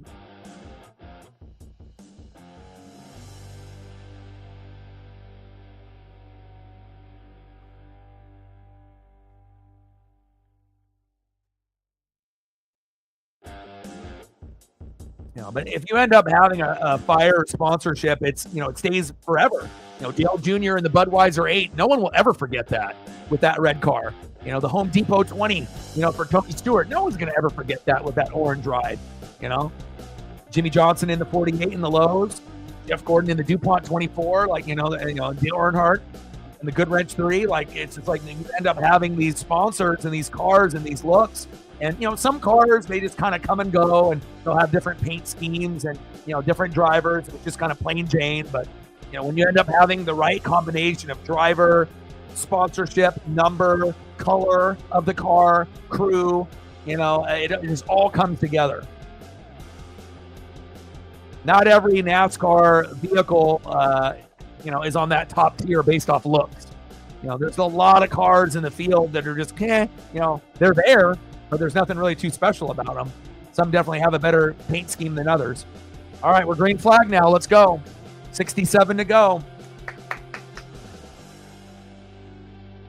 Byron, Briscoe, Busch, Blaney, Dillon in your top 5. Cindric, Berry, Reddick, Buescher, Logano in your top 10. Chevy, Toyota, Ford, Chevy, Ford, Chevy, Ford. Only got one Toyota there until we end up getting Reddick or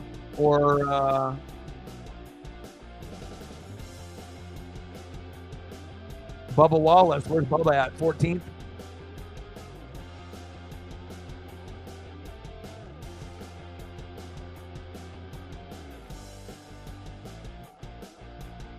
22:78 to go. Like, sub, donate, comment, share. If you haven't smashed that like button yet, please do. And we're at 22:78 to go to hit the goal. Byron up front. Said, yeah, I won the Daytona 500. I might as well work my way up towards the front with all these Fords.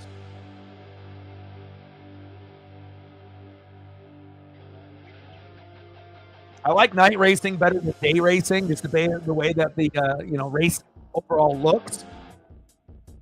But obviously having that day-night race that turned into night with all the rain delays with Daytona. Not happy about the Chase wreck, but we got ourselves a really good race here today. And it's definitely going to come down to the wire, just like the trucks and the Xfinity race did. I would expect a big wreck on the last lap, and it could come down to 2 or 3 cars for the finish. Byron, Busch, Briscoe, Dillon, and Blaney in your top 5. Byron, Busch, Blaney, Barry, Cindric in your top 5 now. Bristol, yeah. I like Talladega. I mean, I don't know. I'm a super fan, man. There's some tracks that I like more than others and whatnot, but I like the variety that NASCAR gives you. Always something to look forward to every weekend. 62 laps to go. And you have to assume we're going to have at least 1 or 2 more big wrecks before this one's over. 7 cautions. I don't know if we'll get to 10, but pretty good chance for 8 or 9. Possibly 10, depending on what happens here in these last 62 laps.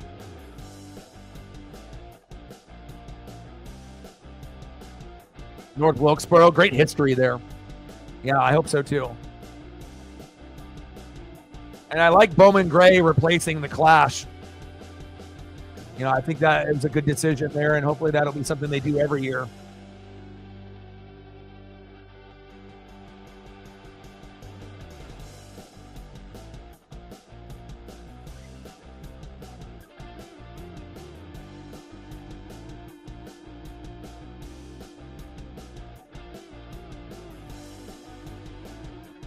All right, 60 laps to go.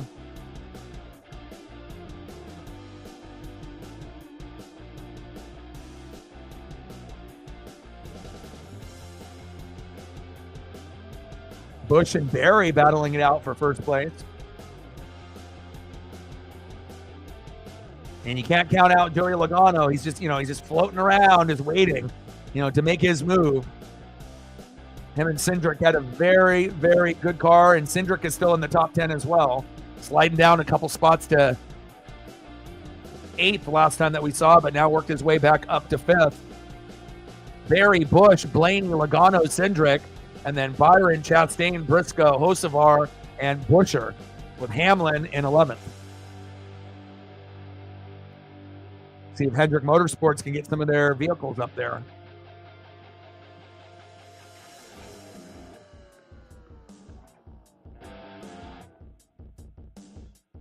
Yeah, rain delays get really old really quick in NASCAR, and again, having that much of a delay last week, it's nice, to not have a huge delay again.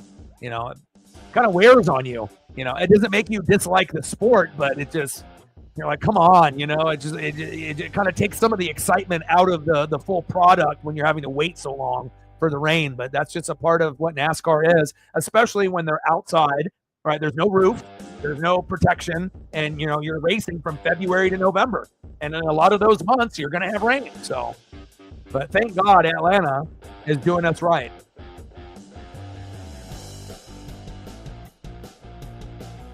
Toyota's making a little bit of a run. They only got 1 in the top 10, but they got a lot from 10 to 20.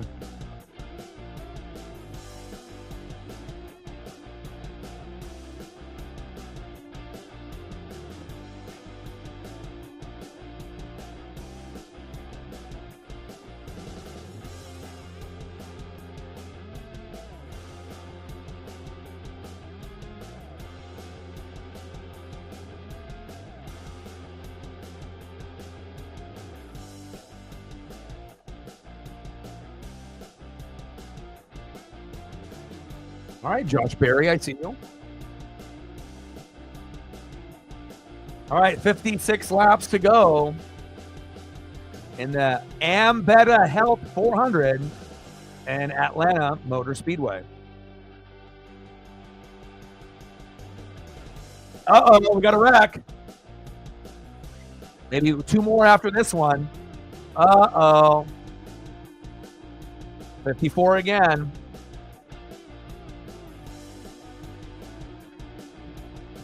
Well, there's one. And then we assume there's going to be at least one more. And then maybe a wreck on the last lap. So that brings cautions to 8. We could get to double-digit cautions. We could get to 10 before this one's over. Barry, Blaney, Bush, Hocevar, Cindric in your top 5, Logano, Byron, Larson, Chastain, and then Gezbergen in your top 10. Let's look at the run.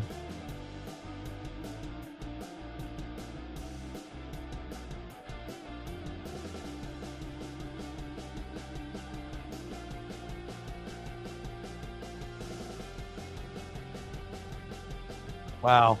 And again, when you're trying to squeeze through that hole, whether it's that middle driver out of the 3 or someone kind of, pushing that, inside car into the other. But I mean, anytime you go 3 wide, again, if you're trying to squeeze through a space where there's no room, and then you get both cars on the outside squeezing in, eventually you're going to spin out, and then you're going to take some other people out with you.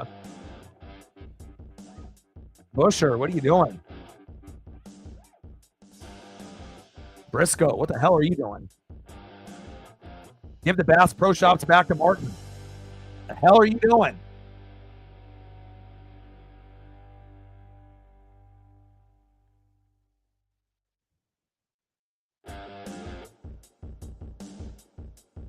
NASCAR is always about angles.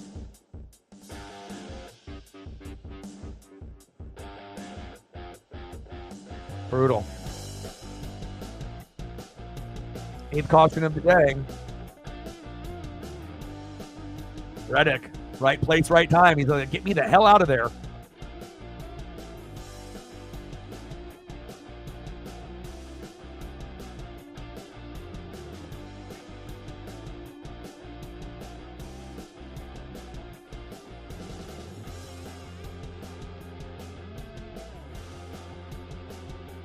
Yeah, only 2 cars out of the race.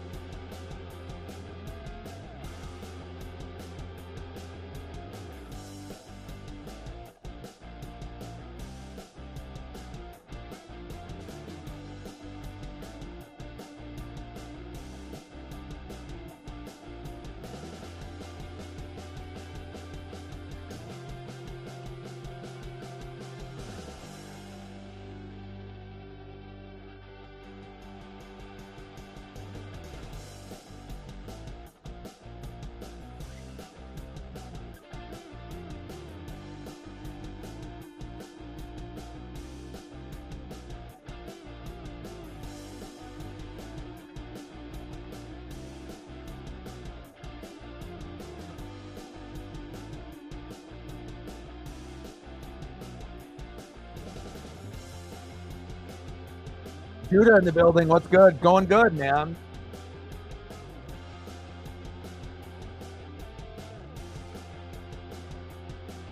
Mariners up 9-3 in the bottom of the 8th. Don't let the Diamondbacks come back. What's good, Judah?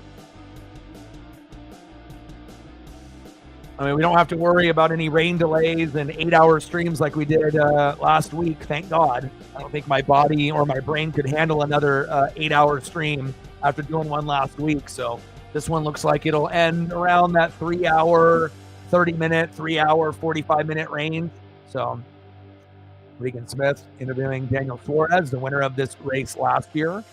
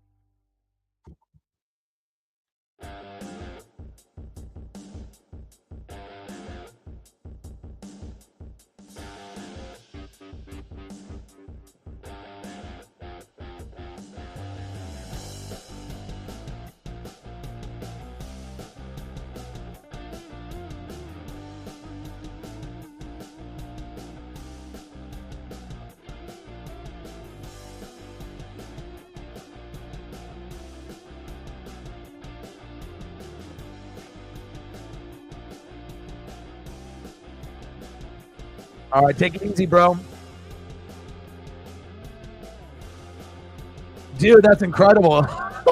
With everything that happened, again, looks like the damage wasn't as bad as we thought. And even though we've had a lot of wrecks, again, I think like they mentioned, we only have 2 cars, I believe, that are out of the race completely. So Chase in 28th, not ideal, but considering the wreck that happened, we'll take that. So it's what Corey LaJoy and Big Bad Brad are out, but I think everyone else, for the most part, is still trying to get on the lead lap and race or fix their car. So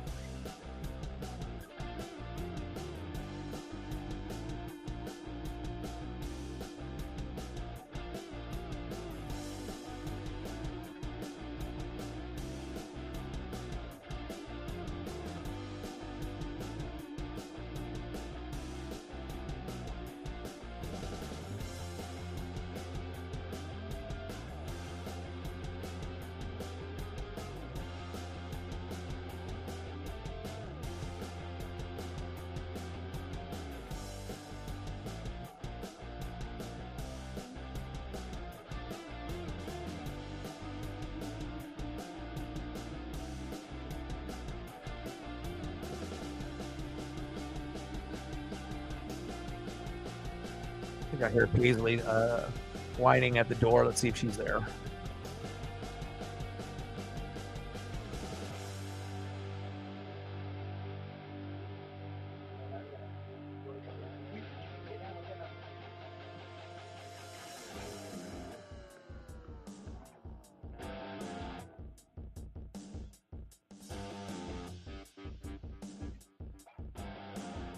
Almost done, honey.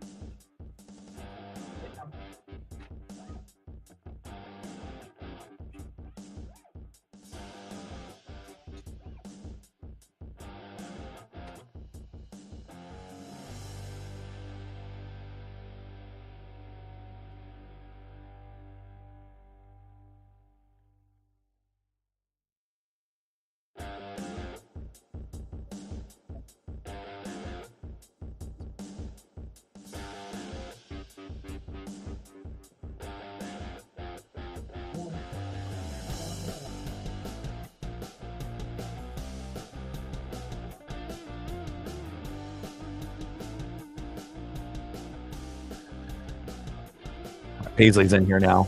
She misses Dad. 51 laps to go. Paisley misses Dad. She's like, Dad. But when you spend, all day and all night, with the pup, not being able to, have 3, 4, 5 hours, that's a long time for a dog. But she's in here now. We'll see if she stays in here for the rest of the race. And then we'll end up going for a long, long walk here in a little bit. Barry, Blaney, Bush, Hocevar, and Cindric in your top 5. Logano, Byron, Larson, Chastain, Van Bergen in your top 10.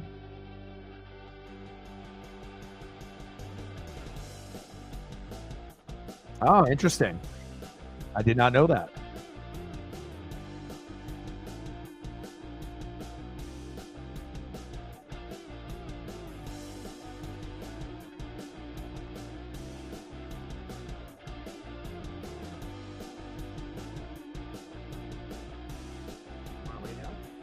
Almost done. Okay. And we'll go for a walk in a little bit, okay?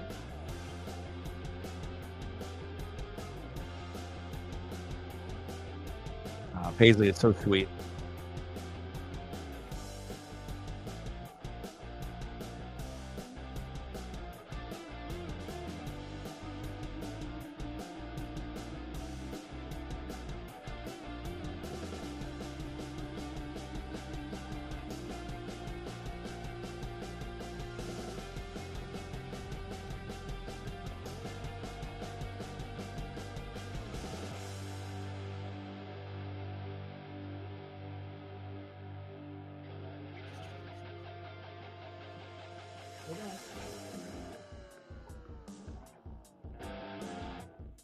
All right. Paisley is nearby here.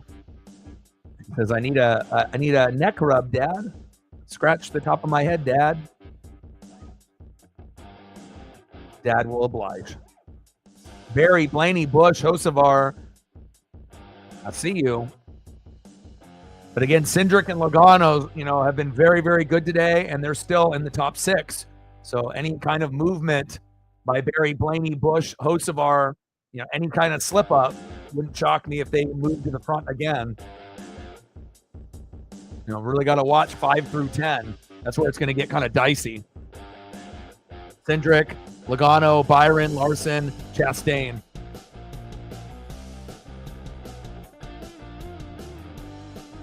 $48 to go.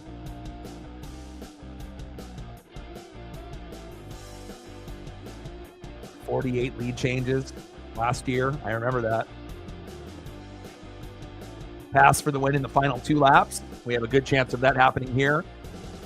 0.007, closest 3-car finish of all time. I don't think we're going to have that happen today, but I wouldn't be shocked if we have like 2 cars going at it.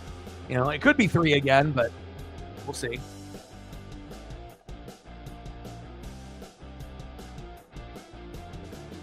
I love Larry McReynolds and his Southern twang. They need to have him on the microphone more. Like, I know you got, Mike Joy, and you got like Kevin Harvick and Clint Boyer and Jamie McMurray, but like, I like those OGs, like Larry McReynolds. Like, Larry McReynolds is what NASCAR is. He's the epitome of racing, and I love being able to hear his knowledge, and he's got a great voice. Love me some Larry McReynolds.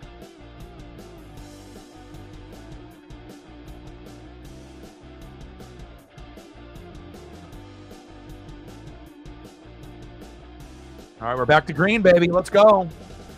Boogity, boogity, boogity. Let's go racing, boys. Larry Mack is from your hometown. That's awesome. I've always been a big Larry Mack fan. I love when he breaks down, just the strategy, the cars, whatever he's talking about. I'm listening.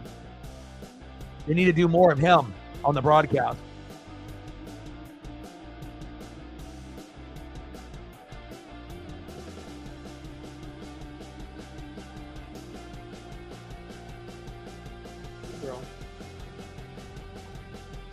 Girl. Daddy's almost done, okay?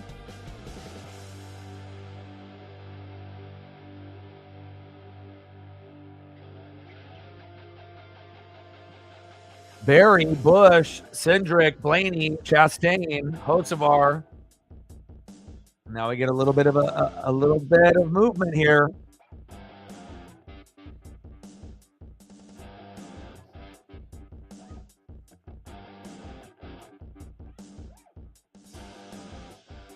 Three wide. I wonder if we're going to get, in the last 20 laps, if we're actually going to get 4 wide at one point or another. Things are going to get a little dicey. And also, I think that, NASCAR needs to implement more like radio conversation, being able to hear what the crew chief is talking to the driver about and whatnot. Like, I think that's a part of racing that we used to hear a lot in the 90s and the 2000s. But, in this generation, you don't really hear too much of the radio communications. And I think they should do a little bit more of that.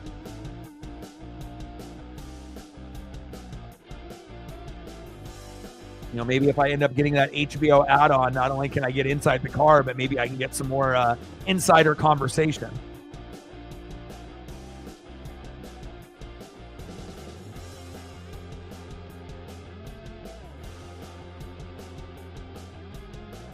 The 8 races since his last Cup Series win, 2023 St. Louis, which would be a big win for him. He raced very well on the trucks. He dominated against a lot of those kids.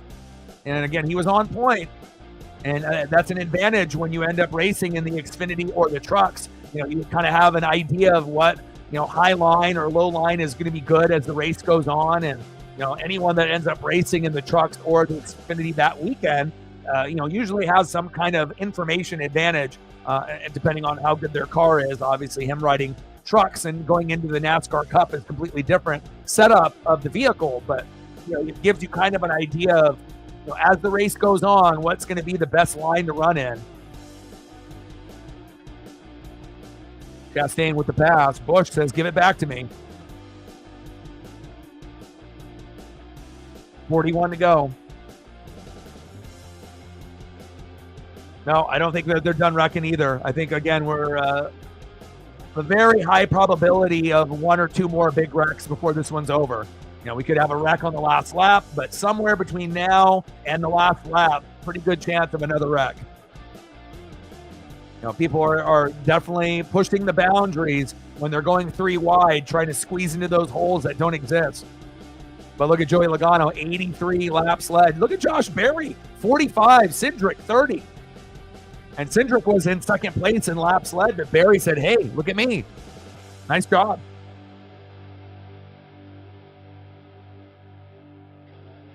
And maybe we'll end up having a winner out of one of those 3 drivers with the most laps led. Berry, Cindric, Logano. But Logano is falling back to 15th. Now 16th. He's falling back into the pack now.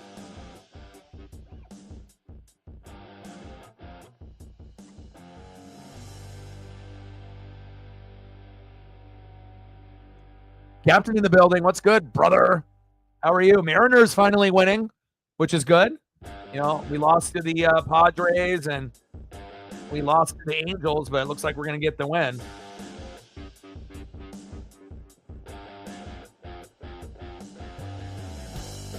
Someone on one of my old posts said, Jesus Christ, is this right? Garver is back? What the fuck? Hilarious. Like, sub, donate, comment, share. If you haven't smashed that like button yet, please do. And we're at 22:78 to go.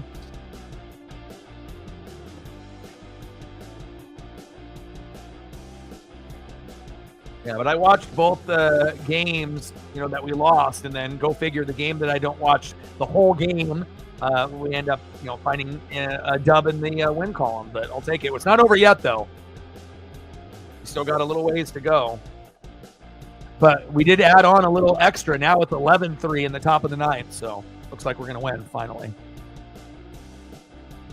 Busch, Blaney, Bell, Chastain, and Bell, or Blaney, Chastain, Busch, Berry, Bell in your top 5.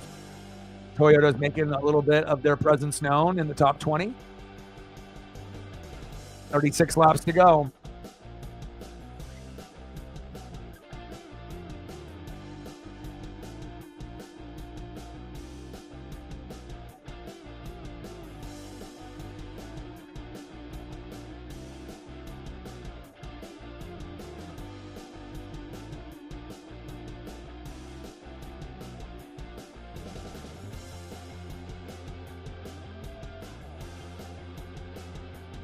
Ryan Blaney, Ross Chastain battling it out for first place. Busch is like, hey, don't forget about me.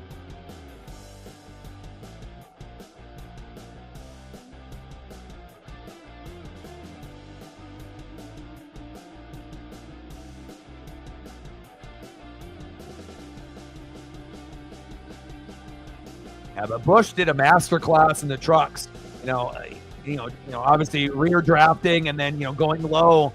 Obviously, on that, faster part of the track. And he kept doing that same move over and over and over again and ended up winning the trucks race. But again, you got a lot of people that were very inexperienced in that race, and there wasn't really a whole lot of blocking in the trucks. It's usually just racing, and then whatever happens, happens. You don't really get the blocking you do in the Xfinity, and especially in the NASCAR Cup Series, where you get blocking on almost every fucking lap.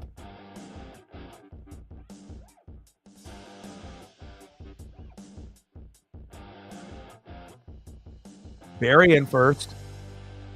Chastain, Cindric, Blaney, and Larson.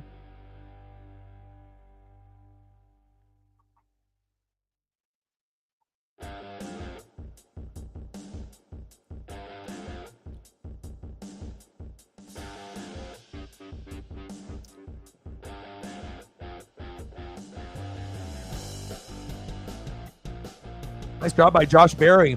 Could this be the race where he wins? His first race in his career on the NASCAR Cup Series.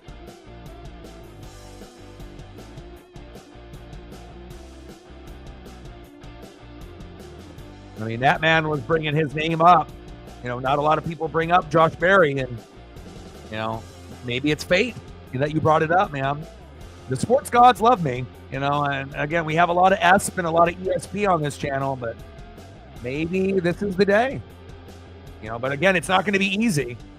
I mean, the way that, Chastain and Blaney and Cindric and Larson and Busch, have been racing, and obviously, what's the word here with Joey Logano? They haven't really brought anything up. Like, something happened with him.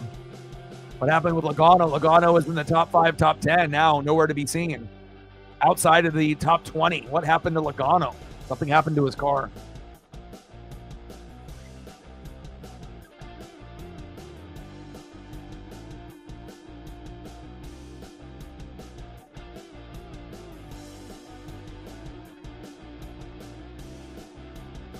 And there he is, Logano moving his way up, 13th.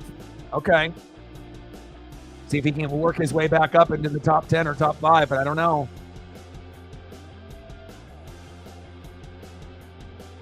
Now we have first place in Ross Chastain, obviously, on the screen, but what happened at second place and third place? Come on, NASCAR.com. What happened?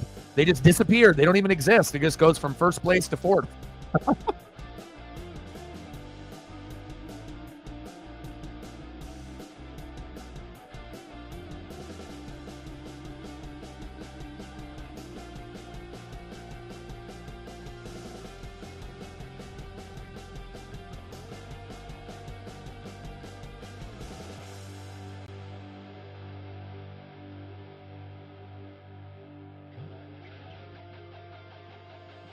Barry, Cindric, Chastain, Blaney, Larson, Hocevar, Bell, Byron, Wallace, Busch.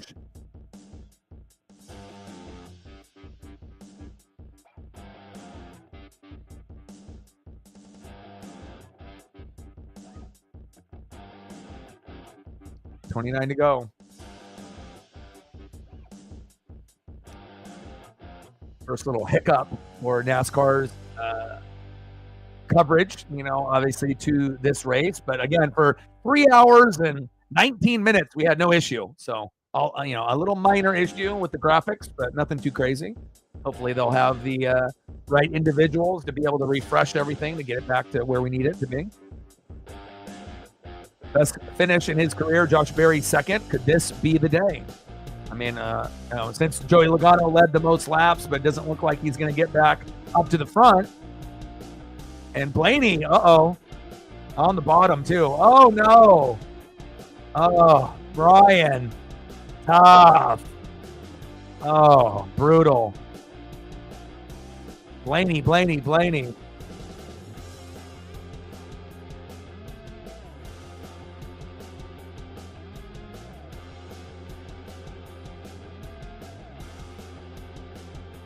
at least he didn't wreck into the wall. Caution.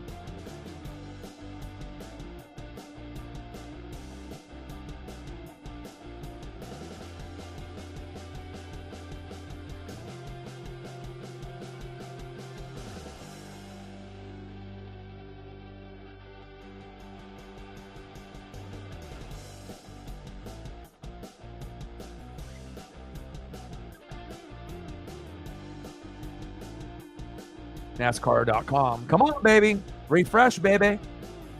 You're still sitting on 230, and we've already passed that point. Come on, NASCAR.com. Update, refresh. Number 2 and number 3 just disappeared on the board. Come on. Be better. You're not like ESPN and their lazy asses.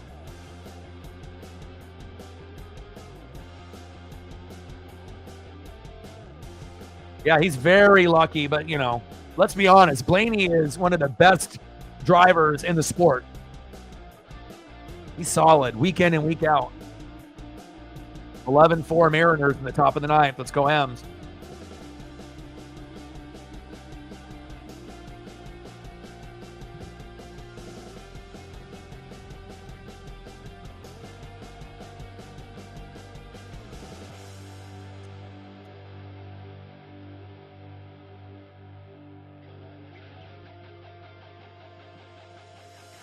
Goddamn 77. He said, "Pendejo." Cole's bringing out the Spanish in the stream. Yeah, goddamn pendejo. Goddamn Carson Hocevar. The fuck are you doing?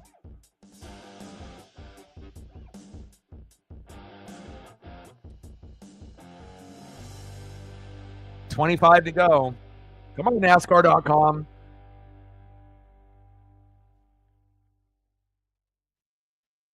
We're still frozen on lap 230. Nothing happened.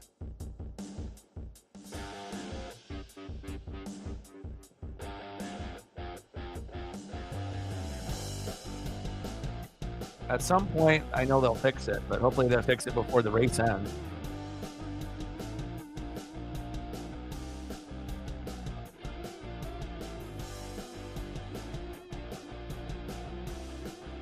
Goddamn bandejo.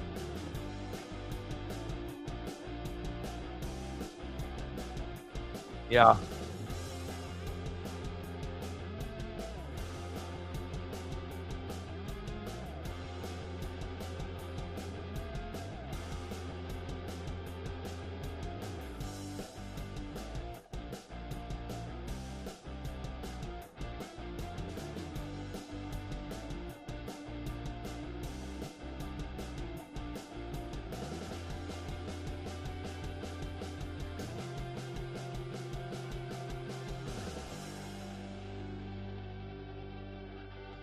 Michael Waltrip.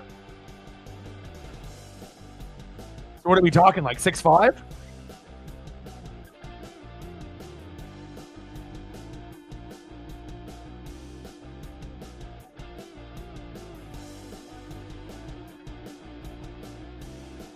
Because Waltrip is 6'5".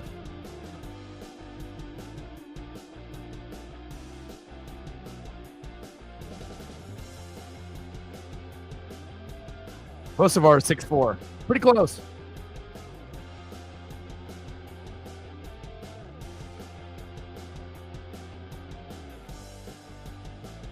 Yeah, he should just retire. Cooked. Cooked like NASCAR.com right now, being stuck at lap 230 and number 2 and number 3 on the screen just disappeared. Just like Embiid's knees. They no longer exist. What a damn shame, too, because, you know, when he's healthy, you know, he could end up being a top 5 player. Oh, Chase Elliott spins and collects Brad Keselowski. I wasn't ready for that. That was way too early in the race for that to happen. Last year's winner spins that. Daniel Suarez.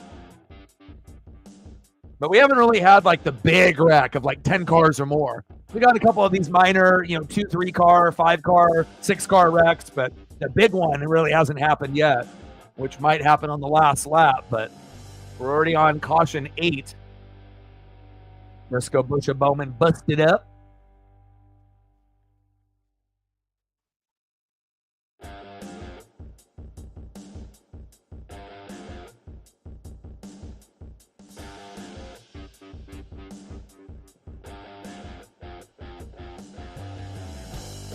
Great driving there by Blaney.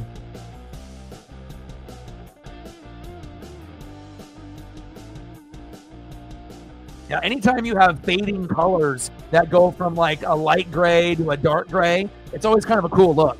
You know, when you can get the colors that fade into each other, just like in artwork where you go from like kind of a lighter to a darker as it goes from the front to the back of the car or the back to the front. Yeah, I mean, I don't think it's necessarily Blaney's best look, you know, but it's a decent looking car for him for sure.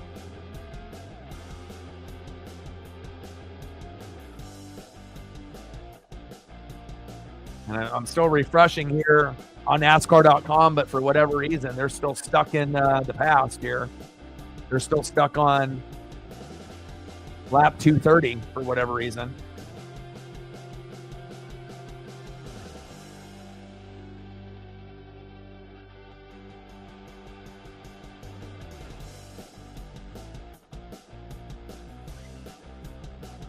All right, 22 to go. NASCAR.com, wake up.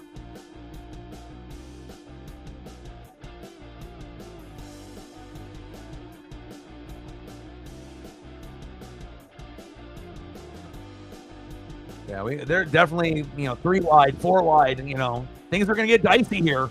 There's going to be a lot of blocking and a lot of moving and a lot of aggressiveness here, obviously, with only 22 to go, 3 wide. Josh in the building. How are you, my guy? Missed you. Yeah, just, obviously football season is over for the NFL and college football, so I'm going to be doing a lot of NASCAR. I'll be doing a little WWE, a little MLB once we get closer to April. Again, I don't quit, man. I'm going to grind and grind and grind. Ended up watching the trucks and the Xfinity, and now here we are on the NASCAR Cup Series. I hope that you and your family are doing great. And long time no see. I hope that your physical health is good, your mental health is good. Hope everyone in the family is doing good. Good to see you, my guy. Hosts of our Cindric, Larson, Chastain, Barry, all in the mix in the top 5. Hopefully NASCAR.com will be able to update their website. For whatever reason, it froze at lap 230, and number 2 and number 3 disappeared on our board here, but we're still going. We're waiting for them to update. You've been sick? No way. Breathing tube? Holy cow. I hope that prayers up for you. I hope you get better.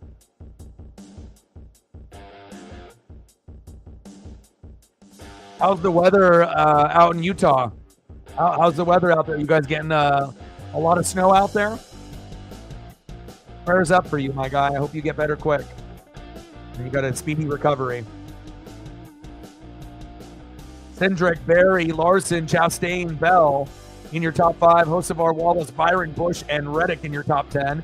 And Logano, after leading the most laps in this race, kind of slipped back into the middle of the pack, but has worked his way back up to 12th. But I don't know if he's going to be able to get to top 5 unless there's a wreck.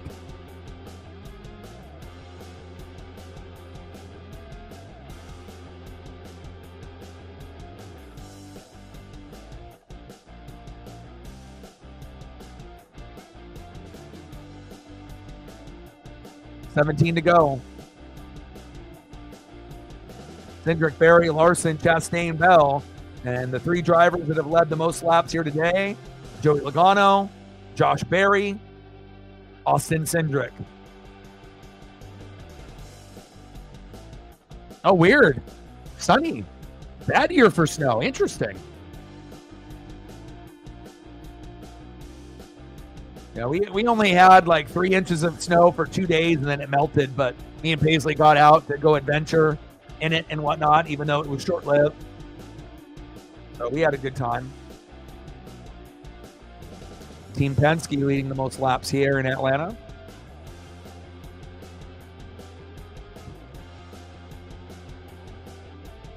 Cindric, Logano, Blaney dominating for Penske. Cindric, Barry, Larson, Chastain, and Bubba Wallace making a opportunity into the top 5. Byron, Hocevar, Busch, Reddick, and Hamlin in the top 10. Haven't seen a whole lot of Bubba or a whole lot of Denny, but they're in the mix now.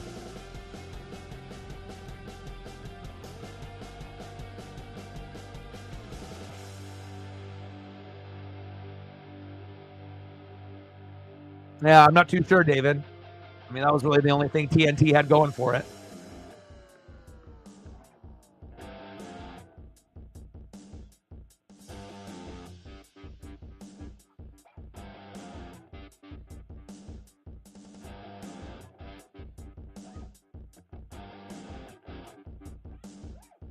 I'm going to see if I can refresh this page and see if it'll make any difference.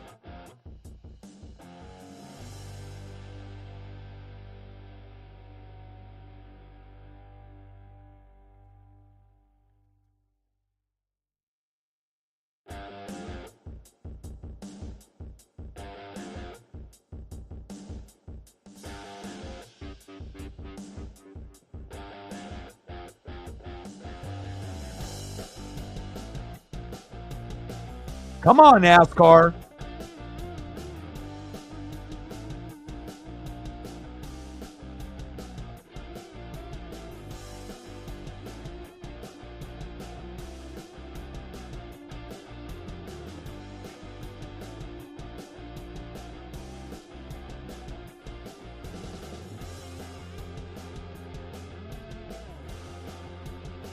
All right, I'm going to see if I can flip it here. Give me a second.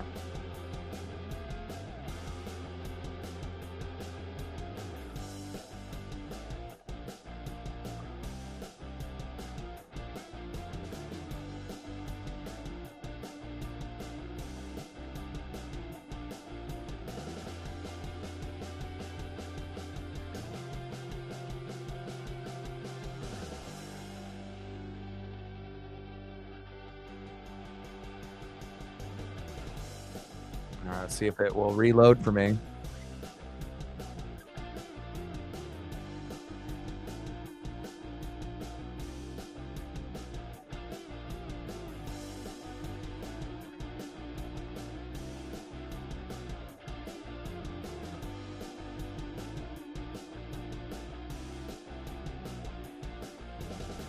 And then the leaderboard. What happened?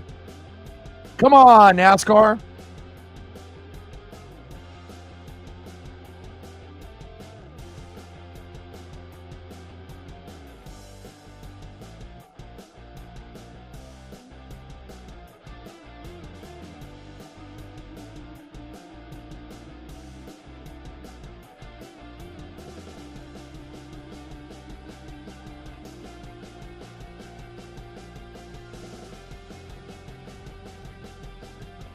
Nine to go.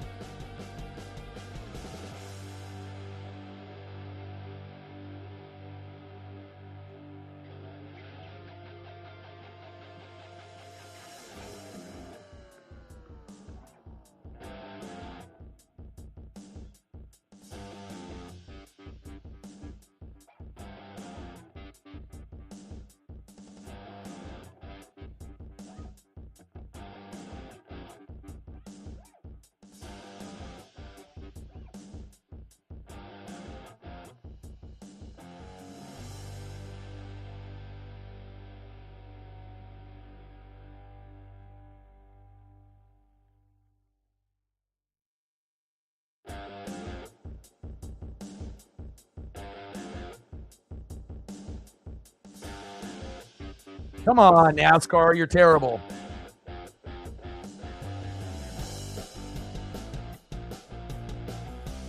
Golly.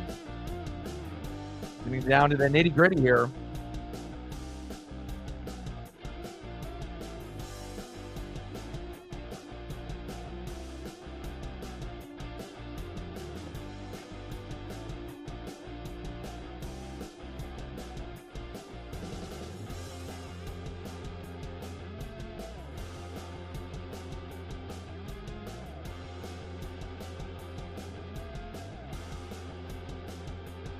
Cindric, Bell, Larson, Berry, all in the mix.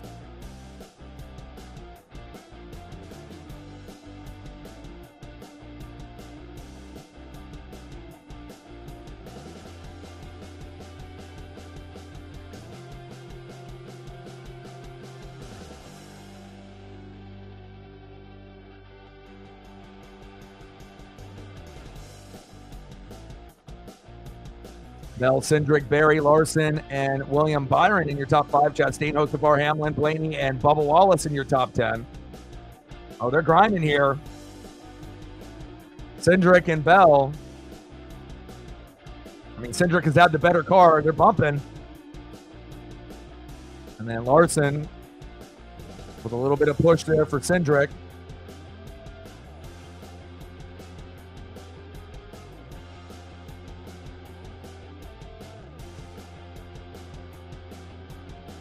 Unfortunate that the NASCAR.com crapped out with about 30 laps to go, but you know, at least it was pretty good for 3 hours plus.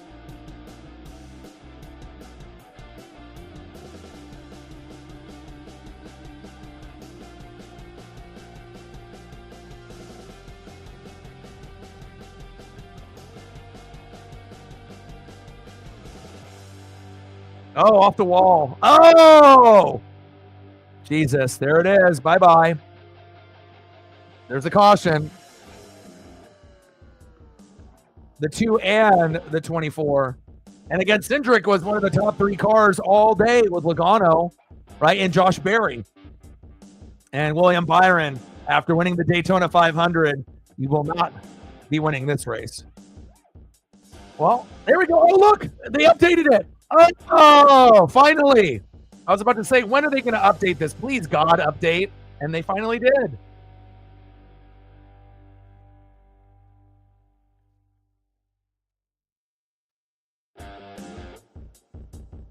Thank you, NASCAR.com. I was about to say, please update everything for me. That was a hell of a wreck. And if you're Cindric, you feel like hell right now because you were kicking ass this whole race. Logano was kicking ass. Barry was kicking ass. Cindric was kicking ass. Those were the three that led the most laps, whether they had clean air or not, and unfortunate right here.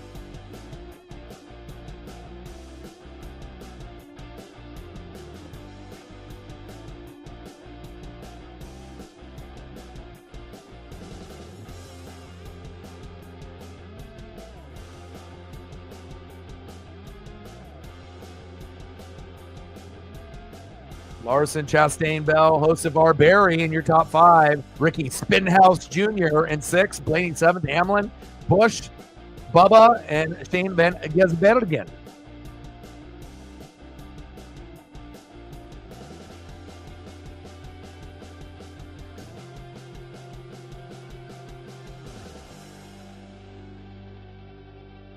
I'm glad NASCAR.com got all their shit together finally. I was like, don't leave me hanging here for like the last couple laps. Big wreck there, and again, don't be surprised if we get a wreck on the last lap or any lap, obviously after these, first initial, going from 5 to 4 and then 4 to 3, 3 to 2.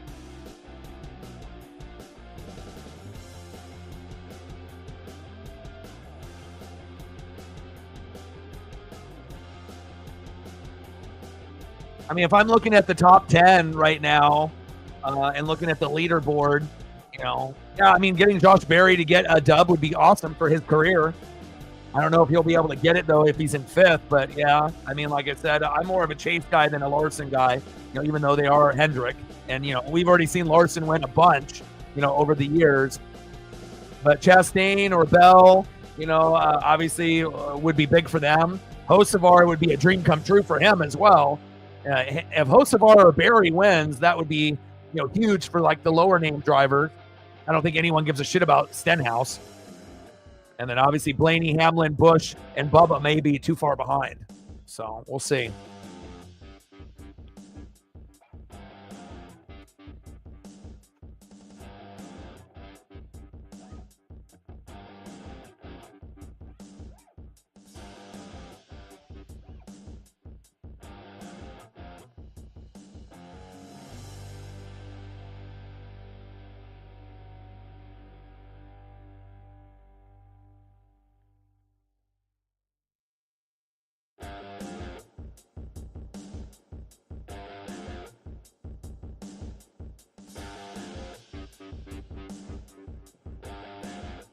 Mariners win 11-5. I like that.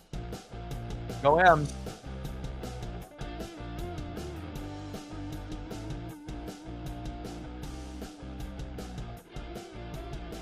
Dale Jr. posted, said, man, this racetrack has something special. I'm tensed up. What these drivers are doing is so mentally tough. Feels like everything is on edge. I agree.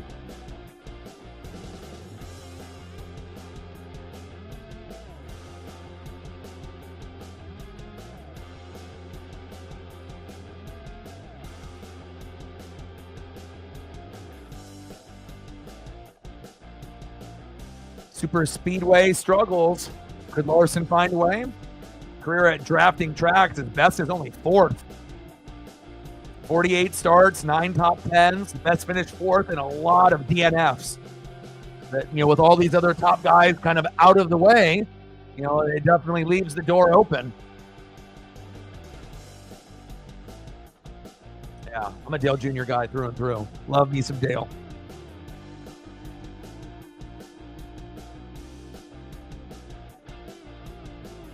Usually like on social media stuff, the only people that I'll post of is typically Dale Jr. or Chase, and that's it.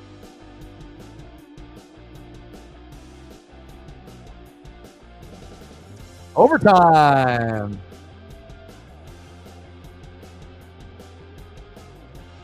10 cautions. We'll see what we get here at the very, very end.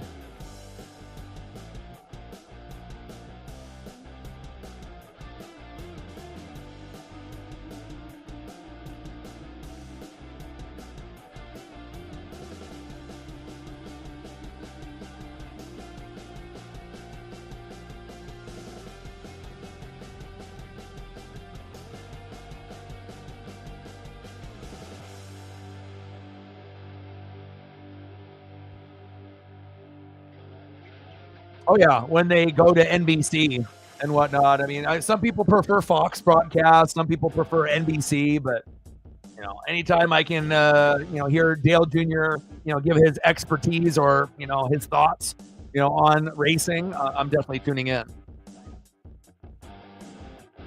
And then I believe once it goes to NBC, then some of the people that have Peacock are able to watch the race on there. So.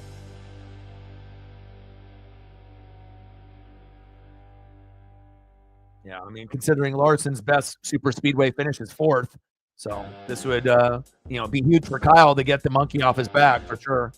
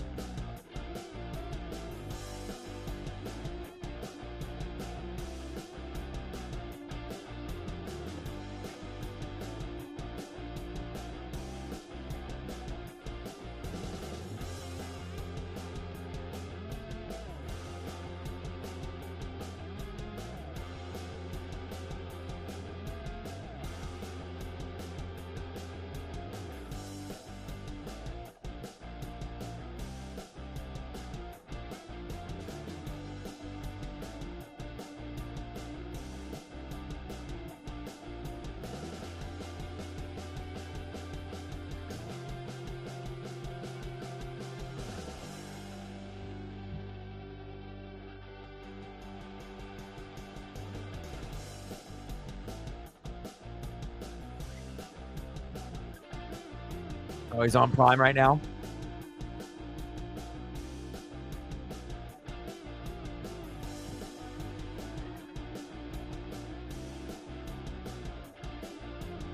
Yeah.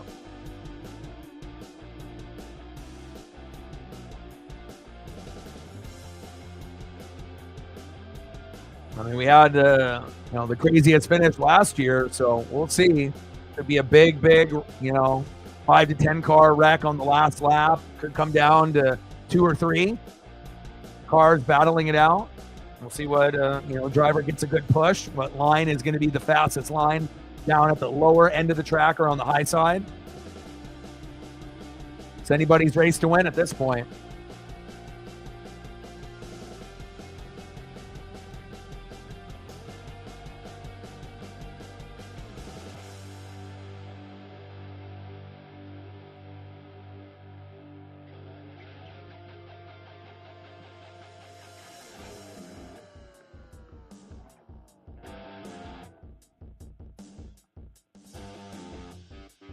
Two-lap shootout.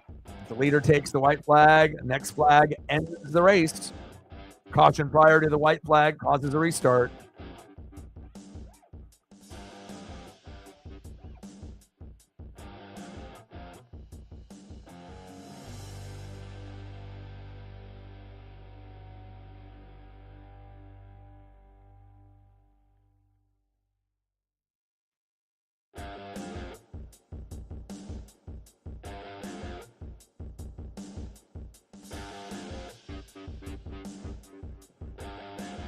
A lot of fans standing up, stretching their backs, and going from day to a night race now.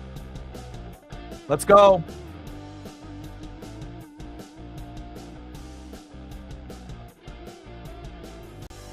Green, white checker. Here we go.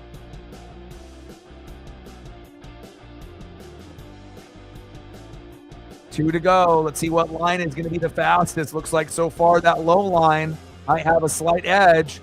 High line right next to him. Good side drafting. Let's see what happens here. Who's going to get the faster line? Is it going to be Larson at the top, or is it going to be Ross Chastain at the bottom? Hocevar says, "Fuck you! I'm not gonna push you. I'm gonna try to pass you." Says Ross, "Eat it." Kyle up front.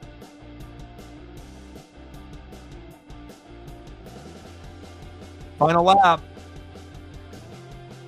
4 wide. Bell and Larson. Oh! Bell about to pass him, but Larson. Oh, big push from Hocevar. Oh, now Hocevar says, "Fuck you, I'm going to try to get in between the middle." Oh, caution's out.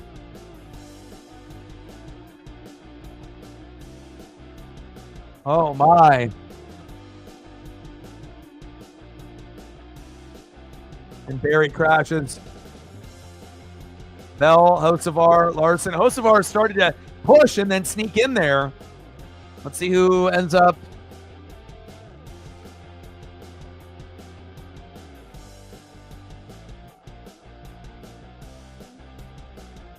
And obviously 3 wide like we figured.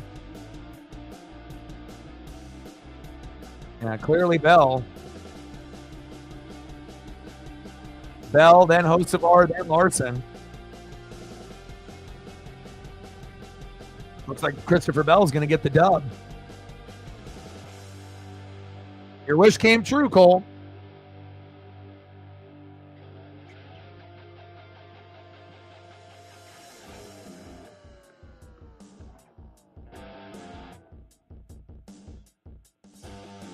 And again, you know, dominated by the Fords, but right place at the right time.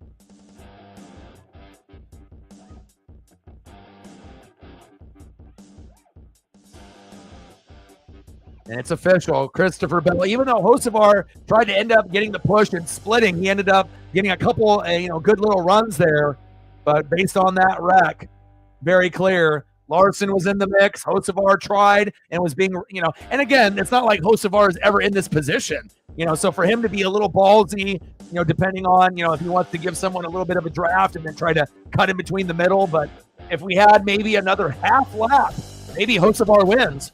But you got to give credit where credit is due. Christopher Bell, your winner in the Ambetter Health 400 live at the Atlanta Motor Speedway.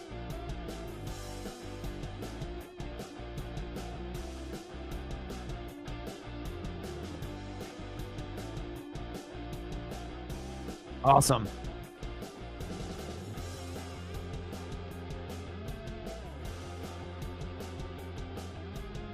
$15 different leaders. Awesome. Wow, what a race. Still almost 4 hours long and whatnot, but definitely enjoyable. Shout out to Christopher Bell, Cole as well, being one of his favorite drivers there between him and Eric Jones and a few others. Oh, well, I love you guys and I appreciate you guys very, very much. My back is starting to get a little tight, so I need to go take Paisley on a walk and eat some lunch. I haven't even had breakfast or lunch yet. So I know Larson and Hocevar, they gave it what they had. And, then you see a couple guys here, Ross Chastain and a few others, going over the finish. But I love you guys, and I appreciate you guys very, very much. Tomorrow, Night Raw, Blazers, and Jazz, unless something else comes up. I hope you guys have a great rest of your day. And I got one question for you. Well, talk sports like us. Your boy Orion, Northwest Sports Fanatics, and I'm out. Okay.